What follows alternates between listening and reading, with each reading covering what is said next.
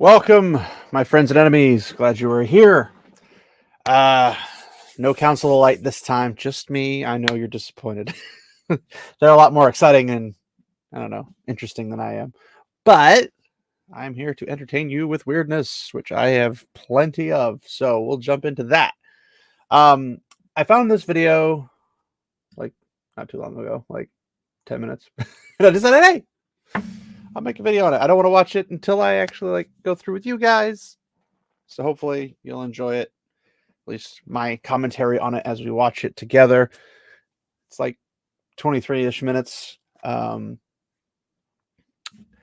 don't think terribly highly of the people involved, so I will make that known now. Mostly because they make all their decisions increasingly more off of the emotional aspect and not off the factual aspect, or just because somebody ideologically does not agree with them. So because of that, we're going to comment on it. So you guys have probably heard of ActualFandom if you pay attention to the counterweight in the culture war. And they have apparently a problem with Grummz, who you may have heard if you paid attention to x.com/twitter.com, formerly known as twitter.com. And Grummz was if I remember correctly, I don't know him personally by any means, but if I recall correctly, he was a bigwig for World of Warcraft, and he was also one of the ones who kind of helped get WoW Classic essentially put back into place. So a lot of people like him because he did them a favor, because Classic WoW is pretty much everyone's favorite. From all the people, the hordes of people I've talked to that enjoy playing WoW, Classic's the one that everyone likes to play. Nobody really likes the new stuff. I don't have an opinion on it because I don't play WoW. That's my take. But because of this recent Stellar Blade stuff, which you might have heard about, because of the Stellar Blade stuff, Grummz has been trying to get a petition, which I believe just hit 72,000-ish. Probably by the time this video comes out, that could be blown past 80,000 or something. I don't know. But they just recently hit about 72,000 signatures for this change.org thing. And then they're going to print out, once they get 100,000, they're going to print them out and send them to Sony or Shift Up, maybe both, probably Sony more likely. And essentially what they're trying to do is getting the physical copy, showing up with long boxes of just signatures of people who are upset about the situation, has a higher impact than emails or social media posts and stuff like that. And that's Grumm's position.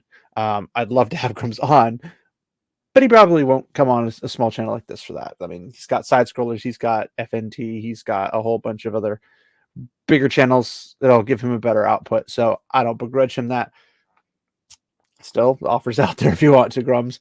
But basically, from what I understand, the Stellar Blade issue is essentially Shift Up, the developers, had a promise they gave to all the gamers, people that were wanting to buy the game. I bought it. It's right there.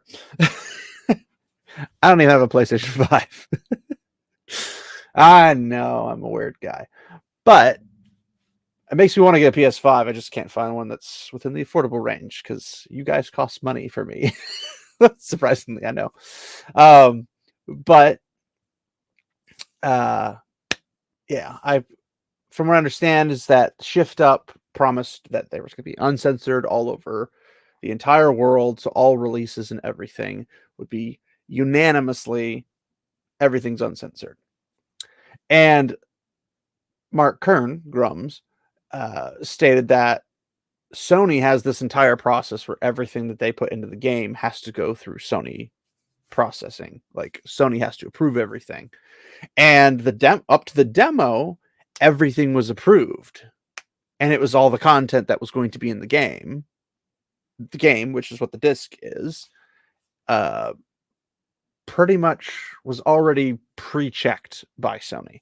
And then the odd thing is that after the demo was released, and some journalists came out and basically contacted Sony and complained about Stellar Blade with them, about the outfits and this and that, maybe the blood and the gore. I've heard two things on the blood and gore thing, so I'm not going to really care content about that because it's not really important unless they bring it up in this video. Because again, I have not seen the video. I kind of just watched the first minute of it, and I was just like, oh, so they're talking about this stuff. So we'll learn together. But Shift Up was made some changes for the day one patch, and it did not make many people happy, which I understand because people were told they were getting one thing and got something altered. And that's a bad look for most companies. Now, in the instances of people who have interacted with Shift Up's director and the whole crew in general, they seem to be very nervous answering any questions about this. So they're trying to be like, yes, we're aware, we know the concern. We're trying to work on that. There's meetings, internal stuff, a whole bunch of things like that. But it's not going to necessarily change things immediately. You got to get Sony's attention, and Sony is notorious for censorship. But the funny thing is they didn't censor anything when Shift Up made Stellar Blade until after a journalist talked to them. So it's kind of like, I'm not really sure what that goal was supposed to be for. If Sony's like, yeah, everything's fine, everything's cool, everything's dandy, and like Grummz has made claims and other people have made the same claims, is that it's kind of weird when Cyberpunk has nudity in it and you can like swap out your junk with vagina and stuff. Like, you can do all that type of stuff. Baldur's Gate 3's got bare sex and stuff like that and full nudity and everything. So it's just like, so why is non-nudity being censored, which is weird. But it's also noted that things like Baldur's Gate 3 and Cyberpunk are more Western, where Stellaris, made by a Korean company, and Korea in Eastern, more like in Eastern areas, like the Asian territories, typically get a more heavy censorship. But it's weird that they didn't censor it at first and then only censored it after somebody complained. And the thing is, the censorship changes. Like, I saw the differences from several of the images. They don't look good. Like, it's not like it was an improvement. Let's put it that way. It looks very lame. And it looks very half done, if that makes sense. And Grummz has been pretty adamant about, and he was on Open Bar with the Critical Drinker and stuff, and lots of people lately. But he was talking about, it's like, it's not about the outfits per se. It's not about seeing more boobs. It's not about seeing more skin. What it's about is that they were promised something and it was censored immediately. And because of this, it's people just basically fighting back against censorship. So that's kind of the rundown, the focus point, if you will. And so we're going to watch this little video. Well, little video, 23 minutes. We're going to watch this video and see what they have to say. I'm expecting a lot of slander towards Grummz, calling him names, making fun of everybody. Typical thing. Like, if you're a supporter of Stellar Blade, I'm sorry, totally different game. Stellar Blade. It might be offensive. You might not care. I don't know. I just don't like emotional argumentation that's mostly ad hominem. It's just not something I care about. So let us begin. Whoop. If I do this correctly. How caught up are you on the Stellar Blade stuff?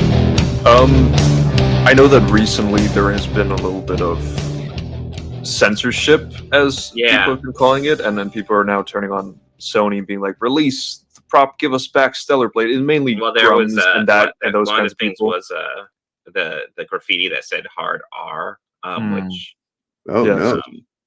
it didn't actually say "hard R." It was like hard. The graffiti said "hard" and it was next to "R store," so it's kind of said "hard R." And as far as I can tell, this seems to be the main point of contention. I didn't know about the hard R thing. We'll have to look into that maybe, but like, quick point for the hard R is that it's a graffiti mark on a wall next to a store called R, and it said hard.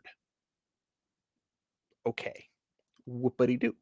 People's like, oh, it's hard R. And it's like, even if, which I don't believe it is, was racially motivated, it's made by an Asian company in Asia, where Asia doesn't really bend around that cultural phenomenon. So that's probably not what they were going for. It might have been as like a joke or something of that nature.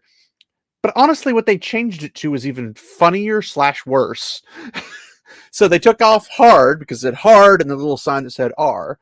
And now it says crime R. Now, if you know what hard R means, I shouldn't have to explain it to you. It's bad words.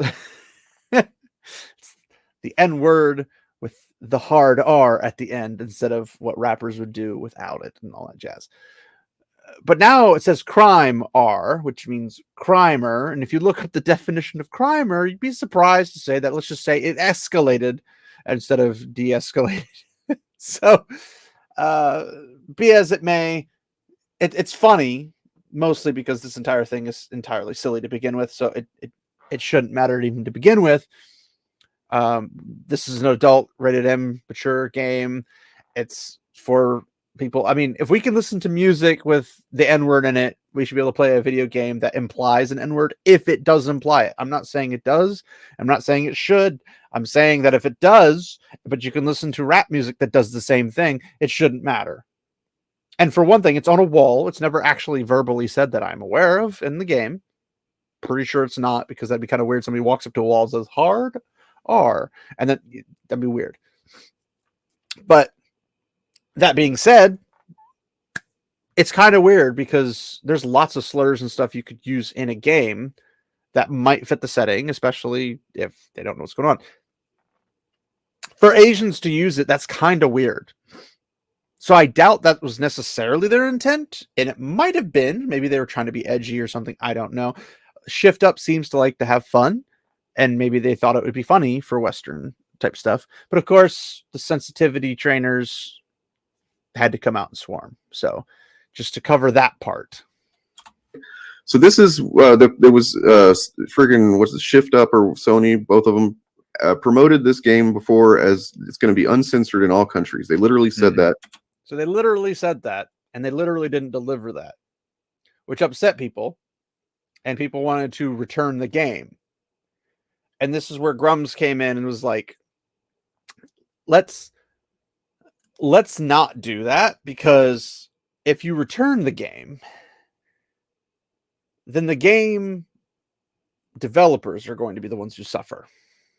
But we like Shift Up because Shift Up is not a bad development company. They made the game happen. They pulled off something that honestly is a miracle as itself, because you put this game on freaking PlayStation. Why they didn't do it on PC, I don't know. Why they would go on PlayStation, which is notorious for censorship, I don't know. Maybe that's just where the money let them go. I don't know. But I do know if they were on PC, none of this would be an issue, because it would literally be uncensored. Day one, do whatever you want. The mods would be insane. Because that's what modders do. The internet does the internet. And you don't tell the internet what to do. Just that. Pretty obvious. But Grummz was trying to make the point that if you are going to fight against PlayStation, Sony specifically, if you're going to fight against Sony and their censorship, you don't want to return your game. What you want to do is to cancel your PlayStation network or your PlayStation paid account, whatever it's called. I don't even know.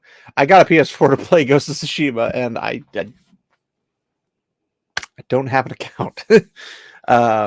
But yeah, so basically,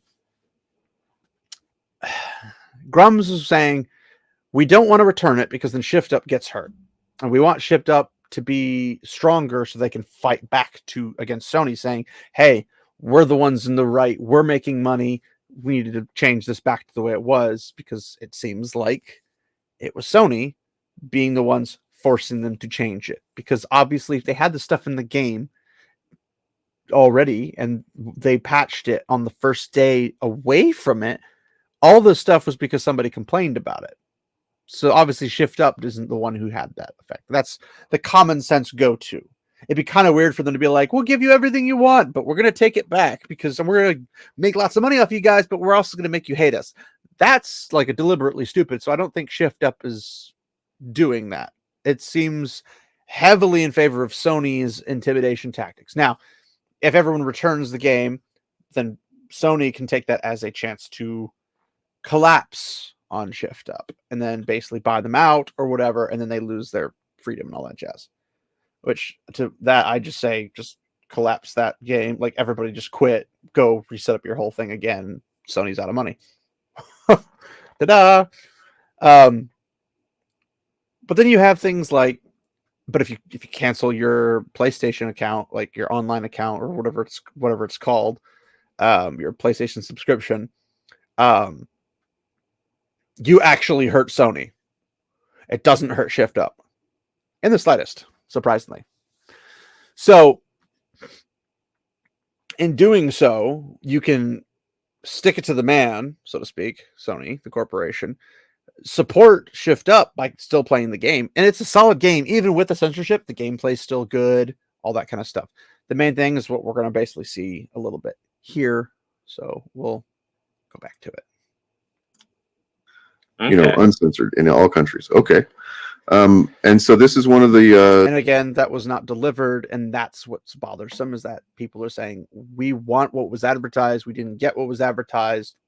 Censorship is a problem, and once you give in to that censorship, it all goes downhill from there. There's no recovering from it, so you have to fight it tooth and nail the entire time. And if you fight it and you win, then you can always fight it again and win when it comes up again. But if you give up, the second you give up, it's over, and you'll never get it back. And the thing that you were looking forward to will cease to be what it was. The outfits that she would be able to access, you know what I mean? And this is how it looked. And then I guess upon notice the V, it gives a little bit of cleavage, and also notice the V for the hips. Release, though, it does not look like that. Exactly. Really? It's They can't let people do a slut mob? Come on. it looks like that. And there he goes, freaking just making fun of women who want to wear what they want to wear. But hey, they're the ones who are woke, right? You know, they're on the right side of ideology, but yet they body shame women or clothes shame women. And then we're sitting over here going like, let the women wear what they want to wear. And then you're like, now you can't do that. We got to censor. Yeah, it's a hypocritical stance. That's why the ideology is complete crap to begin with. But this, if you look at it on the hips, the V, they added extra layer and kind of color shaded it a little bit. And there's a couple of different variations of this. One had like orange and black mixed together. But then they also, in the V neck, or the V neckline, I guess, they put in this little cloth to hide the boobs because boobs bad, which is silly. But again, this is not Grummz's argument, so I suspect they will make the argument that this is all about the boobs and whatnot. Whatever. Okay, but Was there a difference? Did I miss something? Yes, you did. Oh. so I mean, so what? From what I can tell, right? And this is probably God, the reaction. Really big boobs. The reaction to this, I can imagine, is women have big boobs. I'm shocked. I say I'm shocked. Probably just something very calm and collected, as if, you know what, this wasn't what we were promised, but okay, so well, it's still almost the same outfit. Let's just move on, right? Okay, first off, that's a terrible attitude. He almost had a thing. He almost had a point. It's a terrible attitude because you're saying, well, it's not what I wanted, but it's okay. I got some of it, whatever. That attitude is literally what lets those companies crap all over you as the consumer. You're like, I want to enjoy X. They're like, well, we'll give you half of X. And you're like, oh, okay, half of X is all that's necessary. Well, then they come in the next time, they give you half X, but then they half that X. So now you're down to a quarter of what the original was. But you're like, oh, okay, well, it is a blah, blah, blah. And it just keeps going down, down, down, down. Your quality will go down, the storytelling of writing, the graphics, whatever. It works even for movies, works for TV shows. everything you get will be worse and worse and worse because you keep caving into people who want to spend less and less money to make more and more money. That's how this goes. So if you want to get out of that, you say no. You put your foot down. You say, no, this isn't okay. You told me I was getting this. You are going to give me this. That's how this works. But you have to target it at the right person. You can't just target it at whoever you feel like doing it to. You can't just say, oh, I'm going to pick on Shift Up, when it's pretty obvious it's not Shift's Up response at all, because that would be kind of weird. Right. It's also, yeah. you know, And of course, all three of them, they agree with it. Can we just give up and roll over? That's all we got to do. and that's the reason why this Mark Kearns guy has apparently managed to accumulate this little army of gremlins or something. Oh yes, because the people who would want to enjoy Stellar Blade are gremlins. People who want to actually get what they were promised through advertisement. They're gremlins. They're these evil little creatures that are going to torment you because there's a problem with asking to get what you deliver. Like if you went to a store and you said, I want to buy a toaster and it needs to toast, 4 pieces of toast at the same time because I want to make 2 things of grilled cheese or whatever. I don't even actually second. That's probably a bad one because you don't make grilled cheese necessarily like that. I guess you can. I want to make 4 pieces of toast. I want to put my jelly on it. Blah blah blah blah blah. So you go get the box. The box is like, wow, 4 slices. This is great. It's shiny. It's gonna fit in your kitchen. It's gonna look great, and it's super low on energy. Blah blah blah. And you're like, oh, this is great. You get home. You cut open the box. It holds 2 pieces of toast. It does not have the power saving that they offered on the box. It does not have all the stuff. It looks horrible. It's not shiny. It's dead and ugly. It's the complete opposite of what you asked for. You're a gremlin because you take that back to the store and say, this is not what I asked for. I paid for a 4-piece toaster with 4 pieces of toast at the same time. I paid for it to look nice in my kitchen. I paid for it to be low power consumption. I paid for all these features. You didn't give me those features. These guys go like, you're a gremlin. It doesn't even make sense. Like they're literally just throwing out names at people where that doesn't even fit the narrative. Well, I mean, it fits their narrative. It doesn't fit the actual narrative. It doesn't make any sense. It's like, oh, this guy and his army of gremlins.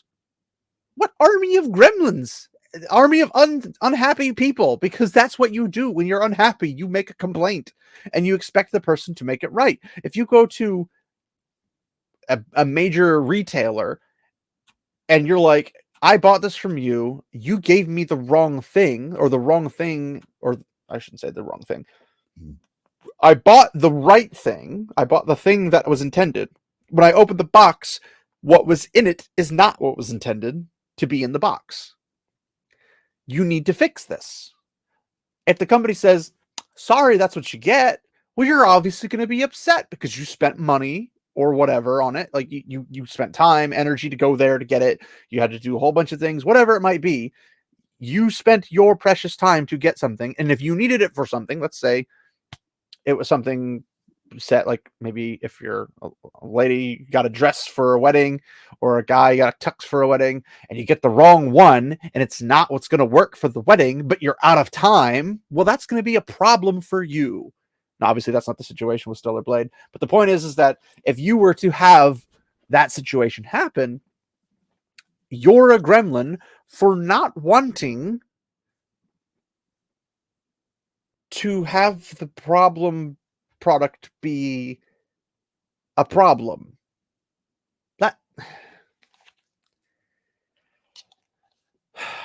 I mean, I know logic isn't particularly fond in the modern world. This is ridiculous. I can't tell you how stupid this sounds because it just sounds utterly stupid. The argument is garbage. It doesn't have any stance of being in reality. Nothing. So he's going to probably throw more names. Here we go. That, like, actually, it's the opposite of what you said. They are very, very upset. Shocker! Very Oh my fucking upset.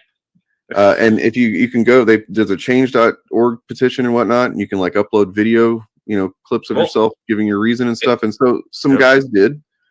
And if they get enough signatures on the change online petition, they will definitely have to change it. That's a legal law. They don't. Which he doesn't understand the Korean / Asian mindset, because I'm pretty sure Sony comes out of Japan. And they, like I said, mentioned earlier, and Grummz had mentioned, because he's worked over in Asia before, and they're kind of, he's a miniature celebrity, or maybe he's a major celebrity, I don't know. They know who he is. People meet him at cons. They're excited to see him and stuff. He's got fans there. But he also knows the culture of how things work, because he's actually done work with businesses over there. This guy doesn't get it. He doesn't get it. He doesn't know that it's not the change.org petition per se, as much as you get the signatures and then you print them out, bring them in a physical presence for them to drop in front. Like if you back up a ginormous semi or a dumpster truck or something that's just filled to the brim with signatures, and you just dump it in front of the headquarters or something, they can't really ignore it. It's kind of hard to ignore. It's like, why are there so many signatures here? Oh, people are upset about something we did. Ooh, that's a lot of signatures. Ooh, this is a really bad PR for us. We might want to do something about it. And it's not guaranteed to make them work on it, but it is a very good chance they'll fix something about it. And all it takes is one win to basically start the dominoes rolling, because the next time they try to pull this stunt, you can prevent it. But what this guy doesn't understand, you don't think that a change.org will do anything. That's fine. You don't have to think it will do anything. It might not do anything. But the fact is that people making their voices being heard, if it doesn't do anything, then you should be okay with them doing it, because it's wasting their time. It's that simple. Let them waste their time. If it doesn't work, let them waste their time. But no, they're offended the fact that people are trying to do it. That's literally why he's arguing about it. That's Obama made that rule. All right, so here we go. Hey guys, it's VB Christian. My name is on the petition.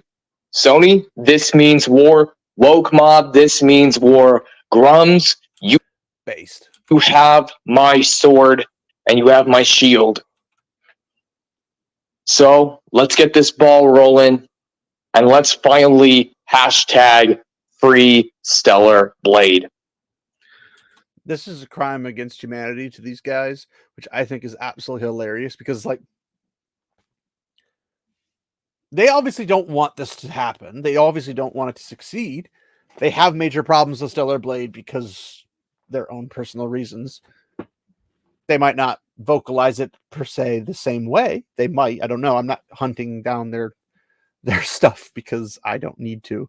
Their mannerisms, the way they talk about it, the people they mention in the fandoms, the way they talk about them gives you pretty much all the information you need to know about the type of people they are. And accuracy, from other videos I've seen by ActualFandom and his fellows, not particularly known for accuracy, not particularly known for the actual facts. Pretty much is just name calling people. And the fact that he's going ActualFandom as a name is kind of funny.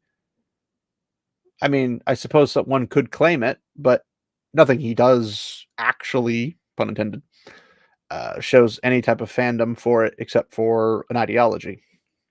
Maybe that's the actual fandom he's talking about, but hey, who knows? But this guy who made this video and posted it for Stellar Blade in support of Grummz and Stellar Blade, hashtag free Stellar Blade, power to you for voicing your opinions and for wanting to be heard. Nothing wrong with that. So good on you. If it doesn't work, you at least tried. That's all that you can. That's all you can go for. Okay, that's just dipping your toes in. This is actually, I did this on purpose. I put the most, like, maybe he's a little awkward socially, like, first. Like everybody is. Everyone's awkward to somebody else because nobody is the same as somebody else. Whatever. It Yeah, gets okay, yeah. more uncomfortable from here. Just as a Okay, warning. yeah. Because I mean, Oh, this good. is like I didn't like this. This to me just seems like the kind of person I'd imagine being a fan of Grummz. You know? What does that even mean? What does that mean? Like, Grummz is just a person who has an opinion and wants something to happen in favor of the video game fandoms. That's it. That's literally it. He's not God. He's not the president of a company that I'm aware of. He's not the president of a nation or a country or of anything of actual real tenable power where he could punish those who oppose him. He's not a tyrant. He's not a dictator. He asks for people's support. They can or they cannot support him. They're free to do so. He's not forcing them to do so. He's not threatening them. He's not blackmailing them. He's not doing anything bad. But this guy's like, well, this guy seems like a supporter of Grummz. I'm like, what does that make you a supporter of? Stupidity? Because that's all you're pulling out of your rear end right now. Nothing but stupidity.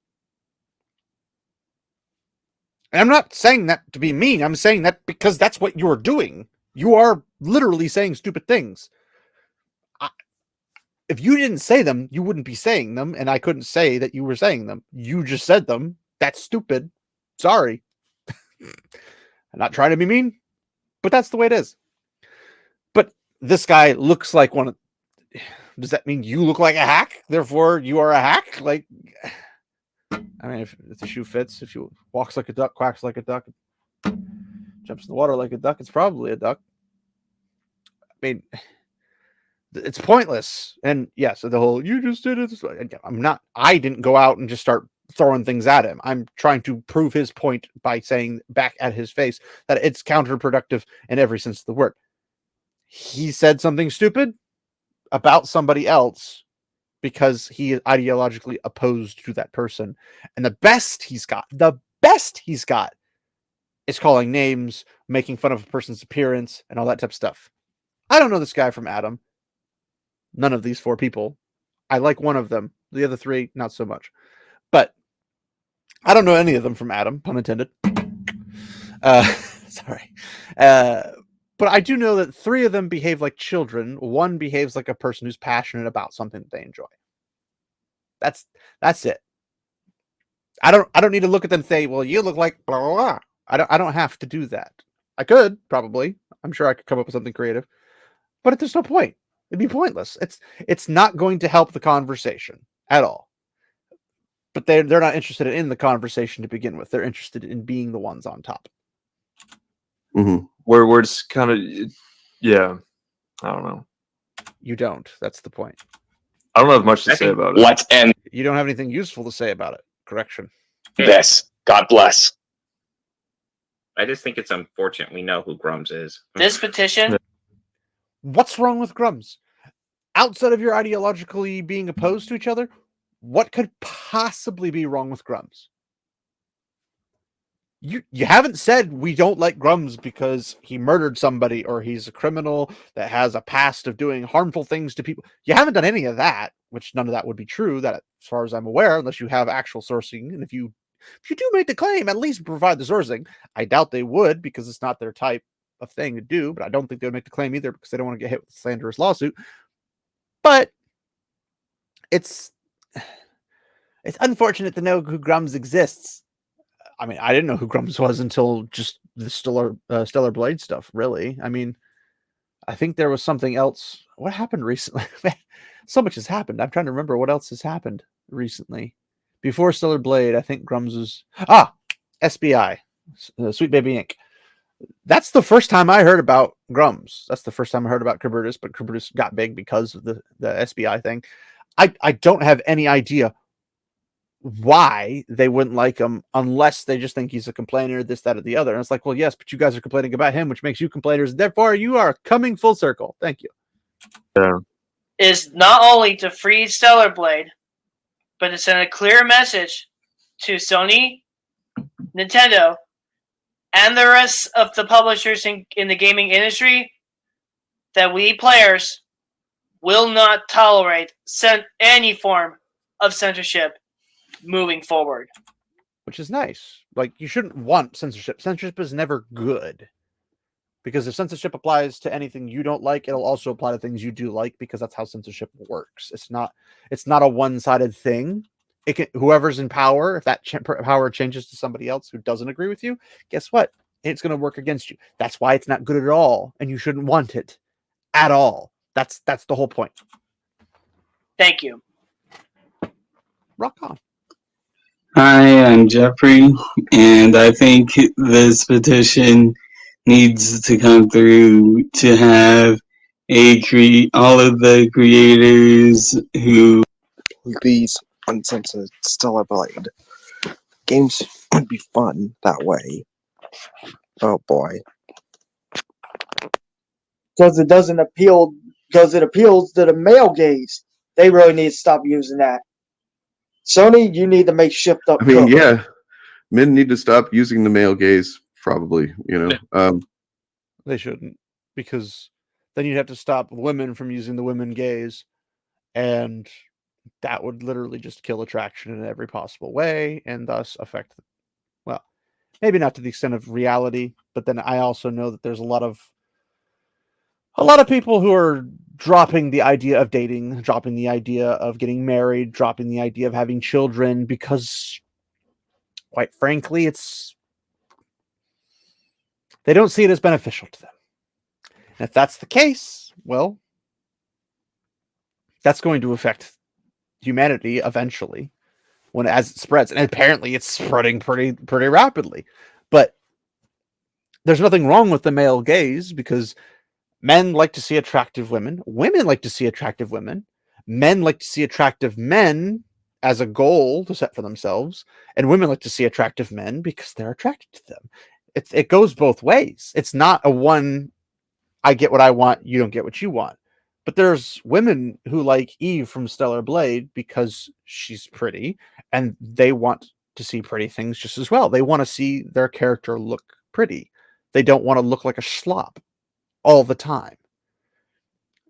Some men like to play female characters because they obviously want to be behind them and they want to experience it. But people have mentioned this plenty of times before, so I'm not the first one to say it. But if you're going to stand behind a character as a man for hours on end, would you prefer to be behind a woman who's attractive or a man who may or may not be attractive, but you're not attracted to them?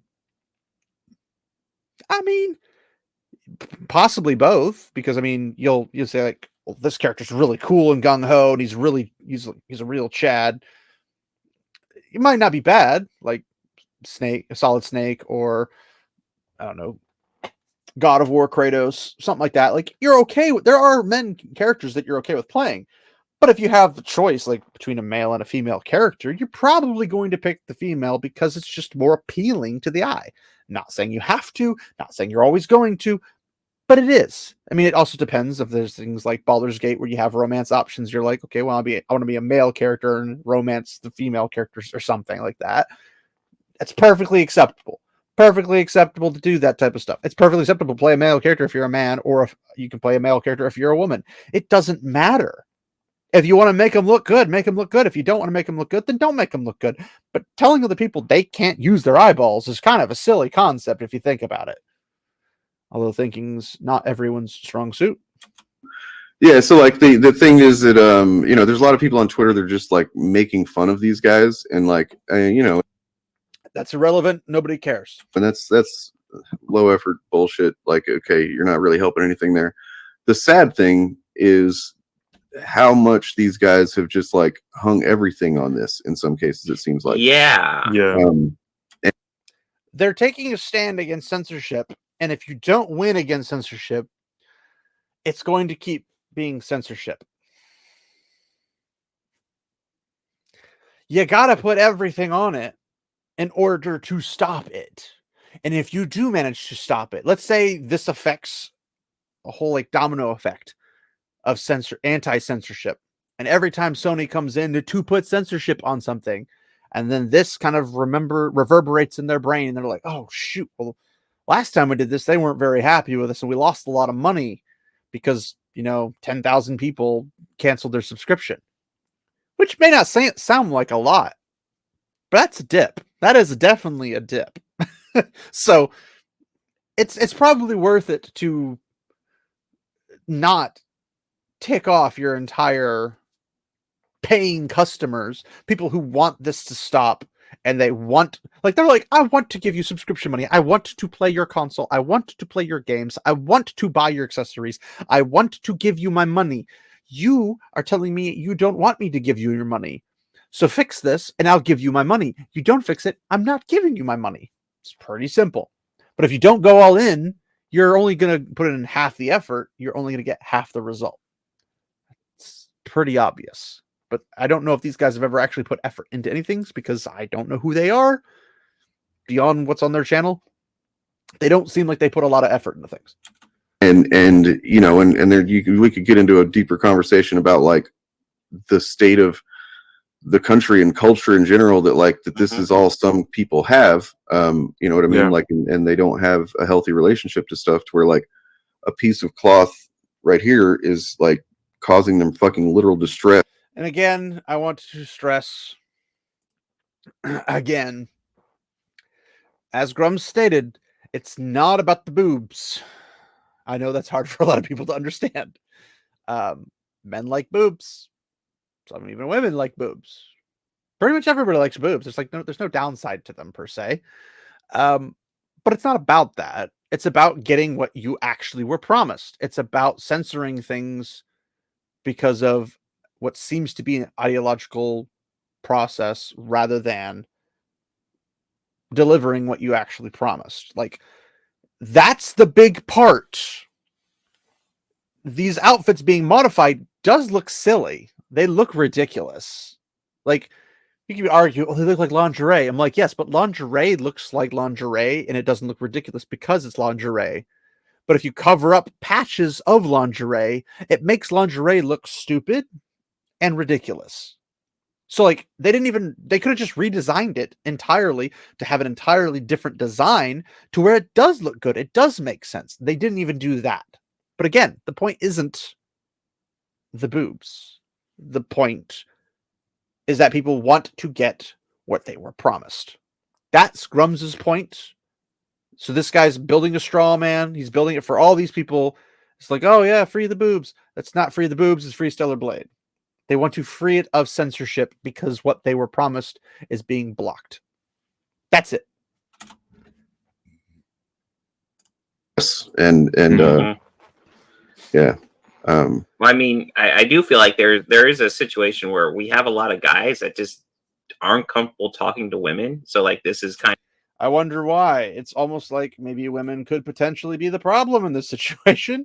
It also could be that the men just don't have any healthy women to build a relationship off of or learn how to have a conversation with, because women kind of gone off the deep end in a lot of places, more notably big cities. That's where you get a lot of the women. And in Western culture, specifically the States, not very healthy relationships being built. So this shouldn't be rocket science, people. This really shouldn't be rocket science. It should be the easiest thing to understand and comprehend. If you know any counselors, just ask them why these relationships are falling apart. They'll give you the average percentage of things. There's a ton of reasons. Most of them revolve around with both parties not understanding how to talk to each other, communication being completely obliterated into oblivion. It's not rocket science. It really isn't. If you don't know, leave a comment. I'll explain a little bit of it to you. That's fine. There's so many ways to answer this, and none of it makes any sense. But they don't know what they're talking about. That's the short and easy part to explain. kind of their relationship to women is like this video game character. And you know, I mean, to be fair, a video game character is more relatable than an actual woman in most situations nowadays, because life is very unhinged for a lot of people. hey, I like pretty women video game characters too. I frequently I think play all them, three of but- us. What a bad person. He likes women. Shameful. How dare he? That's what somebody of the male gaze persuasion says. That's a person who would support that kind of a thing And he is a horrible human being for wanting to appreciate women, for wanting to give them the rank of worth my time and attention. How dare you, sir? How dare you? We like Booba. We're a Yeah. Booba fan. Yeah, They like boobs? How dare they? They are attracted to the female persuasion. This must be ended for feminists. Because if feminists can't be protected, women will just become sexual organ objects for these men who are all for the boobies, all for the pretty women's. Except when they're not, and except when they actively fight against it, which is what they're literally doing right now. You know, I'm for this, but I'm really not. I'm down with boobs. Stellar, the main character in Celebrate. No offense. I don't know if this guy's married. I don't know if he's ever actually even touched a boob or seen a boob or anything. I have a hard time believing that, but if he is, he's married to a feminist. I don't see a trad wife marrying that. Just none of these three. Looks quite attractive to me. But I don't care that much if there's a little bit. Nobody cares if you don't care. If you don't care, then why did you make this video? If it's not a big deal, then it's not a big deal. You don't care. Congratulations. You played yourself. More cloth on that Right. costume. It's such a minor thing. I mean, aside from the fact that like they're repeatedly we're hearing them say censorship, and it's like it's a real problem. It's like actually a huge problem. The more time goes on, like and you hear people using that, censorship, blah blah. And it's like we have failed as a country. Like you over there in Denmark are probably looking at us like, oh, what the fuck is wrong with these people over in all the time? Yeah. I mean, there's people like this in Denmark too. I guess there's the point. I guess there's like a part of this where it's, of course, there's like a little something to be said about, okay, Sony promised one thing and they didn't deliver. That's literally the entire point. That's literally it, people. You hit it right on the dot. You hit the bullseye. You hit the nail on the head. Every other possible analogy you could possibly use, you done did it. You did your due diligence right there. But you're gonna go one step further, aren't you? They gave something else, right? But if you but it's always the but. You choose, and not hers, another one. To make these small differences, that's not a small difference. If somebody says, I'm going to give you X and they give you T, that's not a small difference. That's a very big difference because you were promised one thing and were given another. That's not a small thing. It shouldn't matter that much. If you choose to make this your fight and something that if you can't choose to make this your fight, when can you? At what point is it a fight worth having? At what point should you even give a crap about anything? Like, burn my soul. What is the point of having an opinion or having any type of stance on anything if you're not allowed to actually vocalize it? If you're not actually allowed to say, I'm offended by this. I want to file a complaint because I have a problem with this. If it's like, well, anything you say could be literally just dismissed as it's just a little thing. Who gets to say what you think is little? Well, you. Anybody else, not so much. Now, if you say, I think this is a big deal, and it's only a big deal to you, well, then you kind of have to explain and prove that it is a big deal. And that's a little harder to do when you're the only person in the world that does it. But if you've got 72,000 people who agree with you, it's not just you. It's not just a little thing. Because everyone has a problem with it. Like, it's pretty obvious. It's pretty obvious. So anytime these guys are like, well, I feel like, I'm just like, no, that's a little thing. And you just can just dismiss it because that's what they're doing. Taste of their own medicine. Going to war for this. Right. I just don't think that's going to be very helpful towards a lot of these people. And helpful against what? You haven't done a single thing that's helpful for them or towards them. All you've said is, well, they have a point, but this is pointless. I don't see how this is going to help. Well, if it's not going to help, then there's no point in actually talking about this, which means you're probably grifting. You're trying to get you're trying to get people to support you, however, whether it be monetarily or subscribers or whatever, paying attention to you as a person because you think what other people do isn't worth it. But you're sitting here spending 23 minutes telling us about how it's not worth it and trying to mock and make fun of the people who think it's worth it, which makes no logical sense at all. I think a lot of these men that we've just seen, they aren't happy. You know, it's... Well, I wouldn't be happy if someone said, hey, I'll give you this for this. And you say, sure. So you give them this, and then they don't give you the thing that they told you to give you.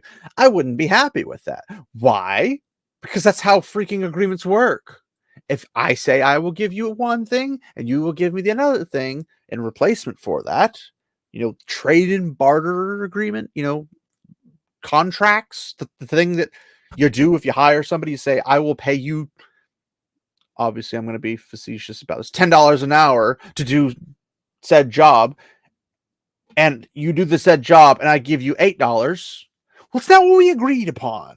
Like, you're going to be upset because you should be, but it's just a little bit. It's only $2. It's not that big of a deal. Well, it obviously is to somebody. Somebody actually cares. Do that to 72,000 people. You have 72,000 people who are upset about it. It's like, well, it's just a little thing. It's $2 times 72,000 people. And that's just for 1 hour. Add extra hours to it, it gets worse. It's things pretty clear to see by looking at them. They aren't happy, and then this is the fight that I think they feel they can take. They feel that this is the fight that they have to take. And nothing wrong with that. It's just not it. No. Why? Explain to me why this isn't it. Explain to me why they shouldn't be doing this. Explain. Give me anything. Any legitimate reason why I shouldn't be able to do this.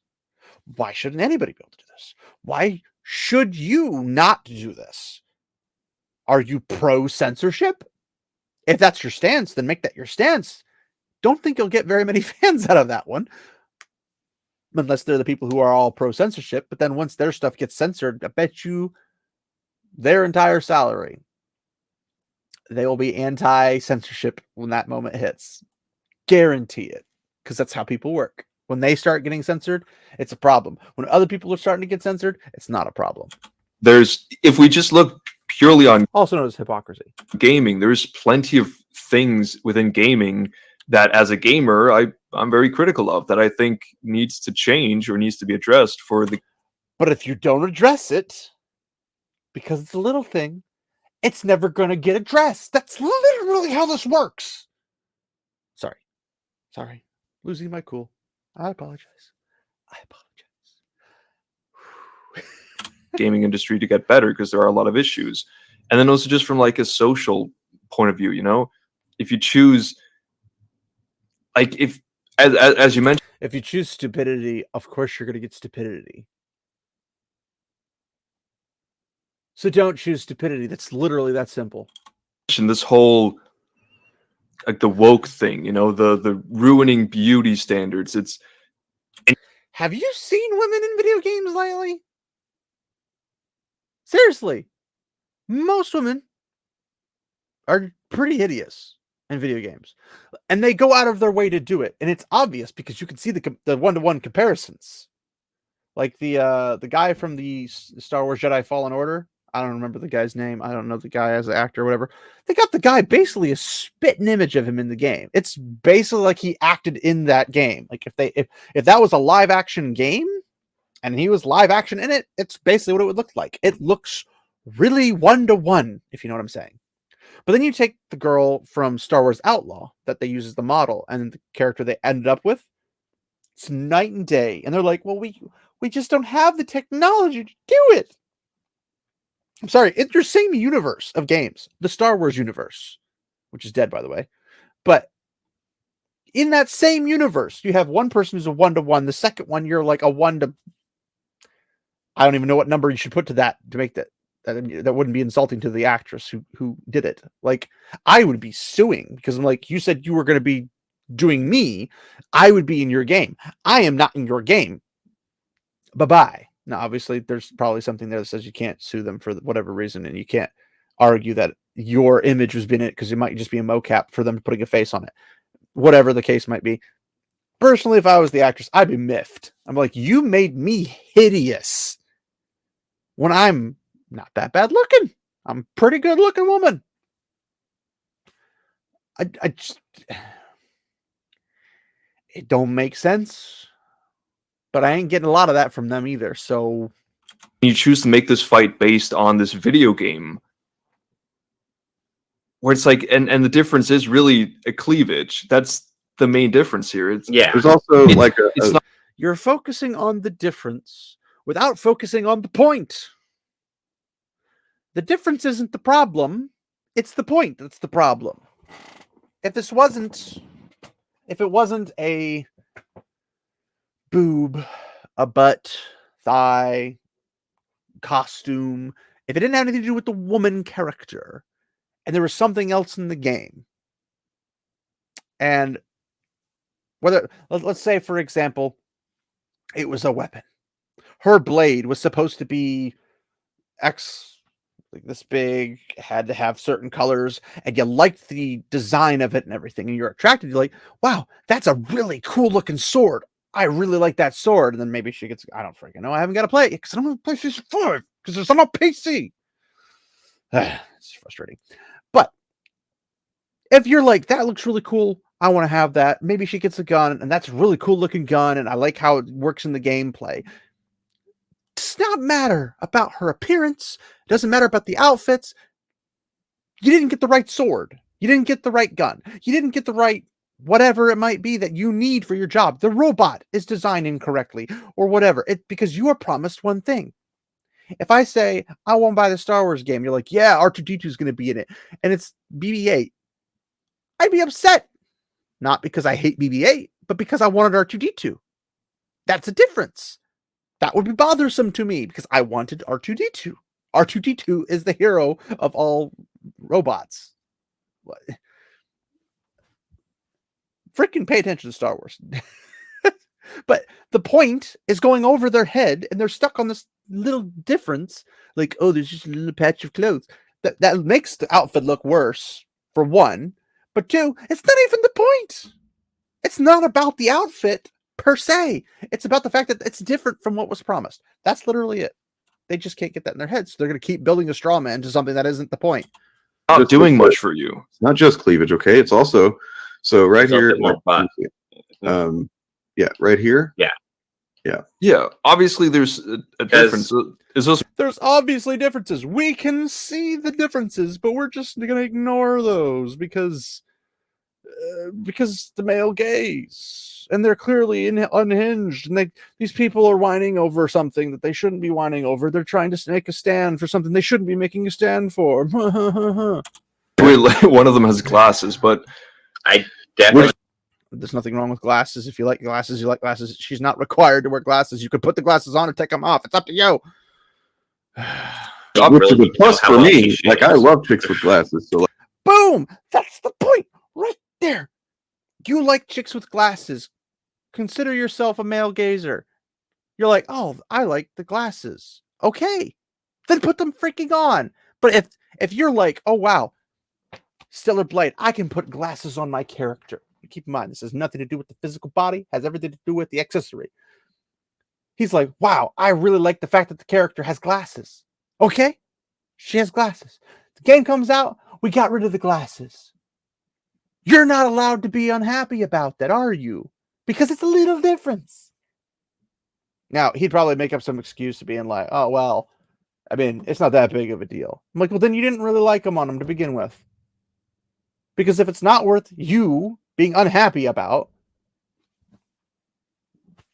then why did you care to begin with? You didn't. If it's not worth fighting for, you didn't care. It's pretty simple. I don't know how to make it any simpler for you. Like that's the same. Great. Yeah, yeah. It's I like boobs. I like women. I like glasses. The male gaze, though, it's so bad.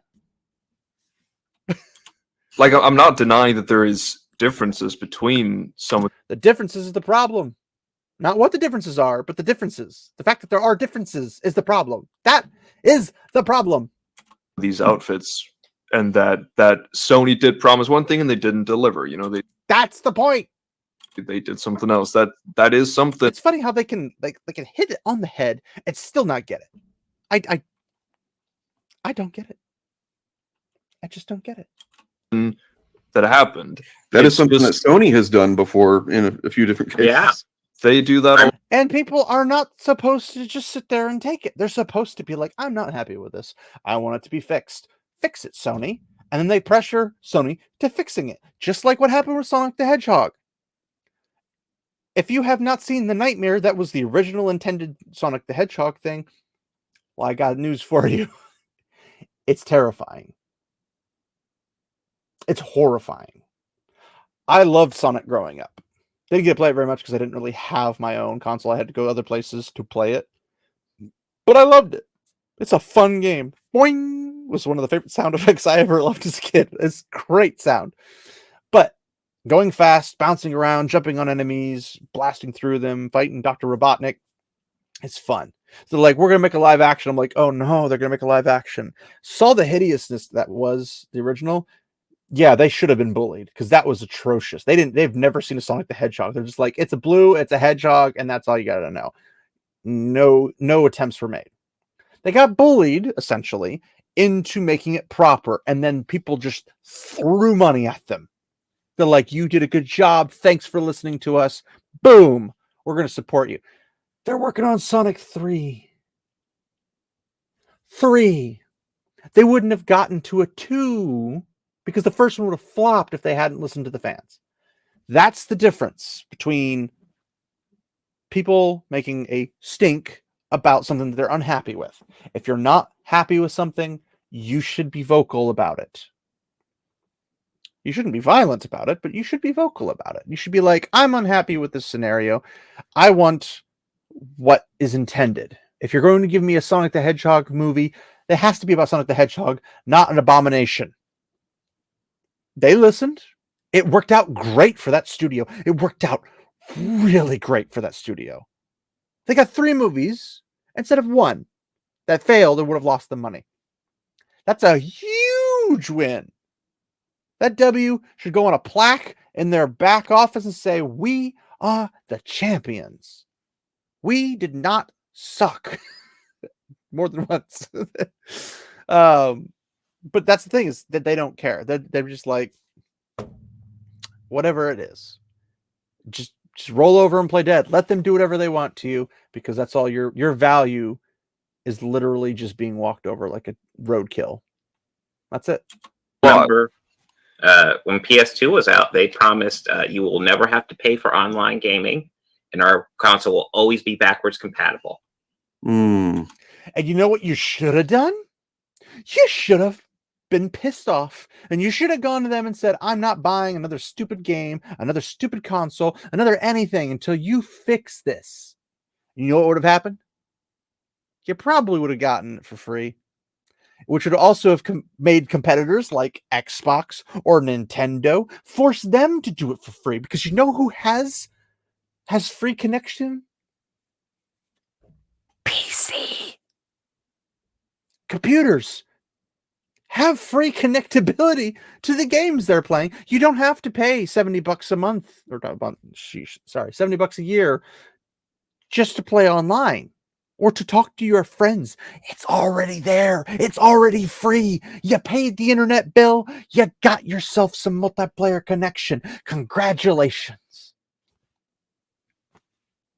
Now, for me personally, one of my biggest, I don't say myths, but an issue I have with the big ones. I do pun intended.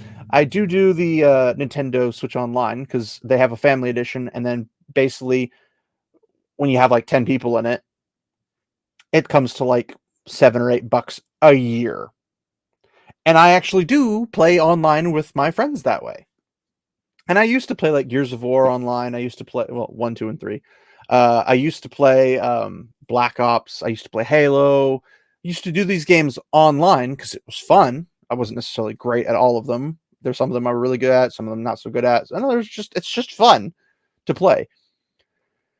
I stopped doing that because I realized for all the money I spent year after year after year after year to play online, I could have literally just bought a really high-powered computer or built it myself, which is what I ended up doing multiple times. I could have just bought a computer, played for free, gotten my games for 90% off through like a Steam summer sale or Steam winter sale or special sale somewhere, publisher sale or something, go through Humble Bundle and get, 30 games for like $15-20. I can do that on PC. I can't do that on consoles. You tell me like, oh, you have to go buy a controller for $70 for the PlayStation 5. I can use Xbox, PlayStation, or Nintendo or third party on my computer completely fine. Or I can use my keyboard and mouse, which technically is better, depending on what the game is. Like I have so many more options. The only difference is that my PC's worth way more than a PS5. It's like 4 or 5 PS5s. But my PC has way more utility. The PS5 doesn't have that kind of utility. It doesn't even have backwards compatibility. Like, that's the one thing Microsoft has over PlayStation 5 right now, is that it does have, allegedly, full backwards compatibility on the Xbox, the Series X. That's the only reason I would buy it. I wouldn't buy it for online. I'd buy it because I can go back and play my old games. That's what I would want it for. Have friends come over, play some classic Battlefront, Star Wars Battlefront, because, I have the actual discs, the actual game from way back in yon days. Time Splitters. Love me some Time Splitters. Time Splitters 3, best game ever. Started on 2, 3 is the best. Well, Future Perfect. But the point being, if you had taken a stand and everybody stood up to Sony and said, you lied to us, you promised us something, you gave us false advertising, we might have a world where you didn't pay for online gaming. Shocking. But instead, you hid like the cowards you were. You're like, oh, I'll just roll over and take it. And now you got to pay $70 a year. Congratulations, you played yourself. Yep. Now we got realize, PS5. wait a second, that's cutting off two no. big revenue streams for us in the future. We gotta Exactly. get back on And- that. So I mean, and- It would be cutting off the revenue streams, but if enough people stood up against Sony and said, hey, we're not happy with this because you promised us this other thing, so we're not going to buy your products, you know what they would lose? A lot of revenue. A lot of revenue. And do you know what happens if you support a company that does listen to you? You give them more money because they're doing things that you like. You go out and buy more games, you buy more of their products, you give them more of your money. Do you know what you do if they piss you off in the normal situation? You give them less money. Their revenue drops. Less people do it. For example, I don't know, a petition to free a particular game from a censorship that is actively being taken place, and allegedly tens of thousands of people canceling their PlayStation account. It's almost like they lost a passive income by a lot. Now, I'm going to attempt to do something to see if I can figure it out, because I am not smart when it comes to mathematics. But let's say, and it's obviously not, that's probably not fair enough to do that. Let's just say 10,000. So 10,000 people. I'll start low. So every year, just 10,000 people paying for just like the base level, which I think is like $70. It might be $80, but I'll go with 70. Just benefit of the doubt. $700,000 gone. That's just 10,000. Now, assuming that the 72,000 people that are signing the petition, assuming they all have it. All right, 72 times 70. That's $5,040,000 gone. That's a big chunk. Now, obviously, I'm not saying that's exactly what happened. I'm sure there's people who don't have their PlayStation account set up to play online and have all the free games and all that, just blah, blah, blah, blah. $5 million is not a small number of passive income for the company. That's passive income. You lose passive income, you're going to notice when the chunks go down. Now, there's something else I want to check because I just thought about it. And of course, I need to get it in.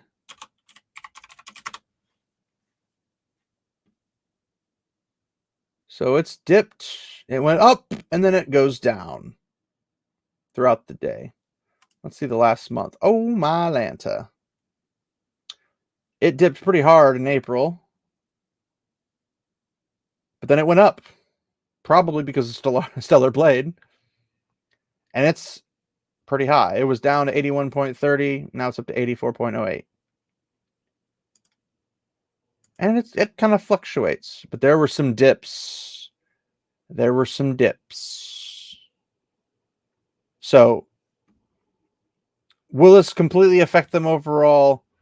I don't know. This is Sony as an entirety. I don't know what I don't think there's a way to tell their specific branch or not. I'm not the smartest individual in that regard, so I couldn't possibly tell you. But needless to say, it's probably going to shake them a little bit in that particular branch of the company. Because Sony's a behemoth. Like, they've got their video, like movies, TV shows, and that stuff. They've got their video game branches, and they've got all the different branches overall, their hardware and all that jazz. So over as all in a company, it probably wouldn't affect them that much. But in that specific branch, it's probably going to be taking a massive hit. And if they're dropping like up and down, up and down, up and down for their shares consistently, it's not a good look when it drops really hard. And if this is going this and they haven't felt the effects, because obviously everybody who's canceled, guess what? They've already paid for the year. So they can possibly, some of them I think are getting retroactively paid back. But there's only so much you can do. So what are you going to do? The real problems are this, right? Like the real issues are, you know, corporations always, just like in every example, basically the corporation at the top of things is takes a heap of credit or blame. Yeah. You know, and sorry. No, I'm just saying, like, because the game is still the same game. You know, you're still having a pretty good game from all the reviews I've seen from the demo that I played. It's a pretty good game in terms of graphics. That's not the point. Again, you hit the point. You shot the target. You did all the things right. You pinned the tail on the donkey, and you're still missing the point. I don't understand how that's possible. How is that possible? And gameplay. If anything, it's impressive. And just like the world. Depressing, but impressive. Building in general. You still have a hot main character with pretty lewd outfits and stuff, like pretty sexy outfits. You still have Pornhub. Like, you just pause the game, go to Pornhub. There's probably gonna, unless you're in a certain state that doesn't have it no more. Hey, be plenty of chicks dressed like this in doing porn now. Dude, you know like, there's probably like, gonna be like a and there's plenty of women who aren't in porn that can dress like that, and they don't need to be in porn. Are you shaming people for looking like this? Like, you're saying, well, go somewhere else to get it. Well, like, what if I was told I'd be here and that was if that was what I solely came for? Like, I don't care about the gameplay. I just want the hot chick that looks really hot in a bunch of outfits. And I want her to be lewd and all that jazz. would I not be upset that they didn't give me what they told me they would give me? Sure. That's not even the point of this entire campaign to end the censorship that Sony had done on the game. But if that was the case for some people, which I'm sure some people, that is a big motivating factor because they like attractive women and they want them to look attractive while they're decimating or genociding these evil monsters. Okay, whatever. But the fact that you're saying, well, these guys are just making this big fight over this, blah, blah, blah, blah. They could just go somewhere else. I'm like, well, they wouldn't have to go somewhere else if that was their motivation, if they could have it here. And you're saying that they're not allowed to have it here because it's a little detail. Well, if it's a little detail, you wouldn't be bothered if Pornhub got closed in the entire country, would you? Because it's just a little detail. You wouldn't have your fifis hurt, would it? I mean, that's probably the only action you get, right? Like, you're clearly not in a stable, healthy relationship that you would just, have a spouse that would take care of you and those needs. You'd have to go to those places and you would be devastated because you no longer have access to those things, right? Oh, bother. Stellar Blade porn genre after this. Yes. But I mean, there are the gameplay footage we saw there where it's like we're just looking at her butt, like. And you just got done telling us a couple minutes ago that you're okay with that because you like women and you like their boobs, you like their butts, you like their bodies. And now you're complaining that you saw boobs, butts, and bodies. That sounds actually like really catchy. Boobs, butts, and bodies. That's just her butt right there. And? Okay. Yeah, the game has fantastic geophysics. And? I will not deny it. Oh, hey, look at these male gazers. And I will say one critique I'd give the game at this point is that, like, apparently it's a good game, but I've barely heard anything about the actual game. All I've heard about this game so far. Because you ain't even trying, dude. The parrying system is smooth as butter. You actually have a Dark Souls game that makes a little bit more sense. The action has more fluidity to it than I would probably grant Dark Souls. And I know that's going to piss off a lot of Souls people. Look, I hate animation canceling with a passion, with a sincere passion, like, or the inability to animate cancelization. Like, if I'm attacking, I want to be able to change a move. I want to override an ability if it's necessary, because if I'm swinging a sword and I've got a shield in my hand and somebody's coming around this side, but you're telling me I can't lift my arm to block that, I have a problem with that because that ain't realistic. It's not even fun to do that. And yes, there are ways probably around it. That's not how I behave from a logical perspective. I just want a fluid game that lets me change what I need to do, dodge roll out of the way, cancel things. Like, there's games where, like, you're running and then you're shooting, and then you dodge roll, which cancels your shooting, and it forces you to dodge roll, like Gears of War. It makes sense. Because if you don't dodge, you're going to die. That bomb's going to go off. That grenade's going to blow your body to pieces. Somebody's going to shoot you in the back of the head. You got to move. That's the point. It saves your life in those kind of situations. If this guy hadn't seen or heard about the gameplay or the story or anything other than her body, her boobs, butt, and body, well, guess what? That's him not even trying, because I've seen plenty of it. I've watched gameplay footage from a bunch of people. And of course, obviously, there are people who just sit there and just drool at the screen, because why wouldn't you if you're a healthy person? But that's not the only thing. The gameplay is fantastic from everything I've seen. I still want to play it, but I can't play it because I don't have a PlayStation 5. Anyway, but he's not trying. That's my point. Is how hot this lead character is. And it's like, because it's rare. It's not something you would see in a Sony game. You'd see it pretty much anywhere else. Maybe not Nintendo, because Nintendo's more kid-friendly and whatnot. But they have Bayonetta. I mean, freaking PlayStation has Nier Automata. This should be nothing. Big old nuttin' burger. but it's a big problem because reasons. It's either about how hot the Yeah. female character is, or just how bad modern Hollywood is, or like how bad modern gaming is, because they aren't making more characters look like this. You know, it's Mhm. It's not necessarily about them making more characters like this.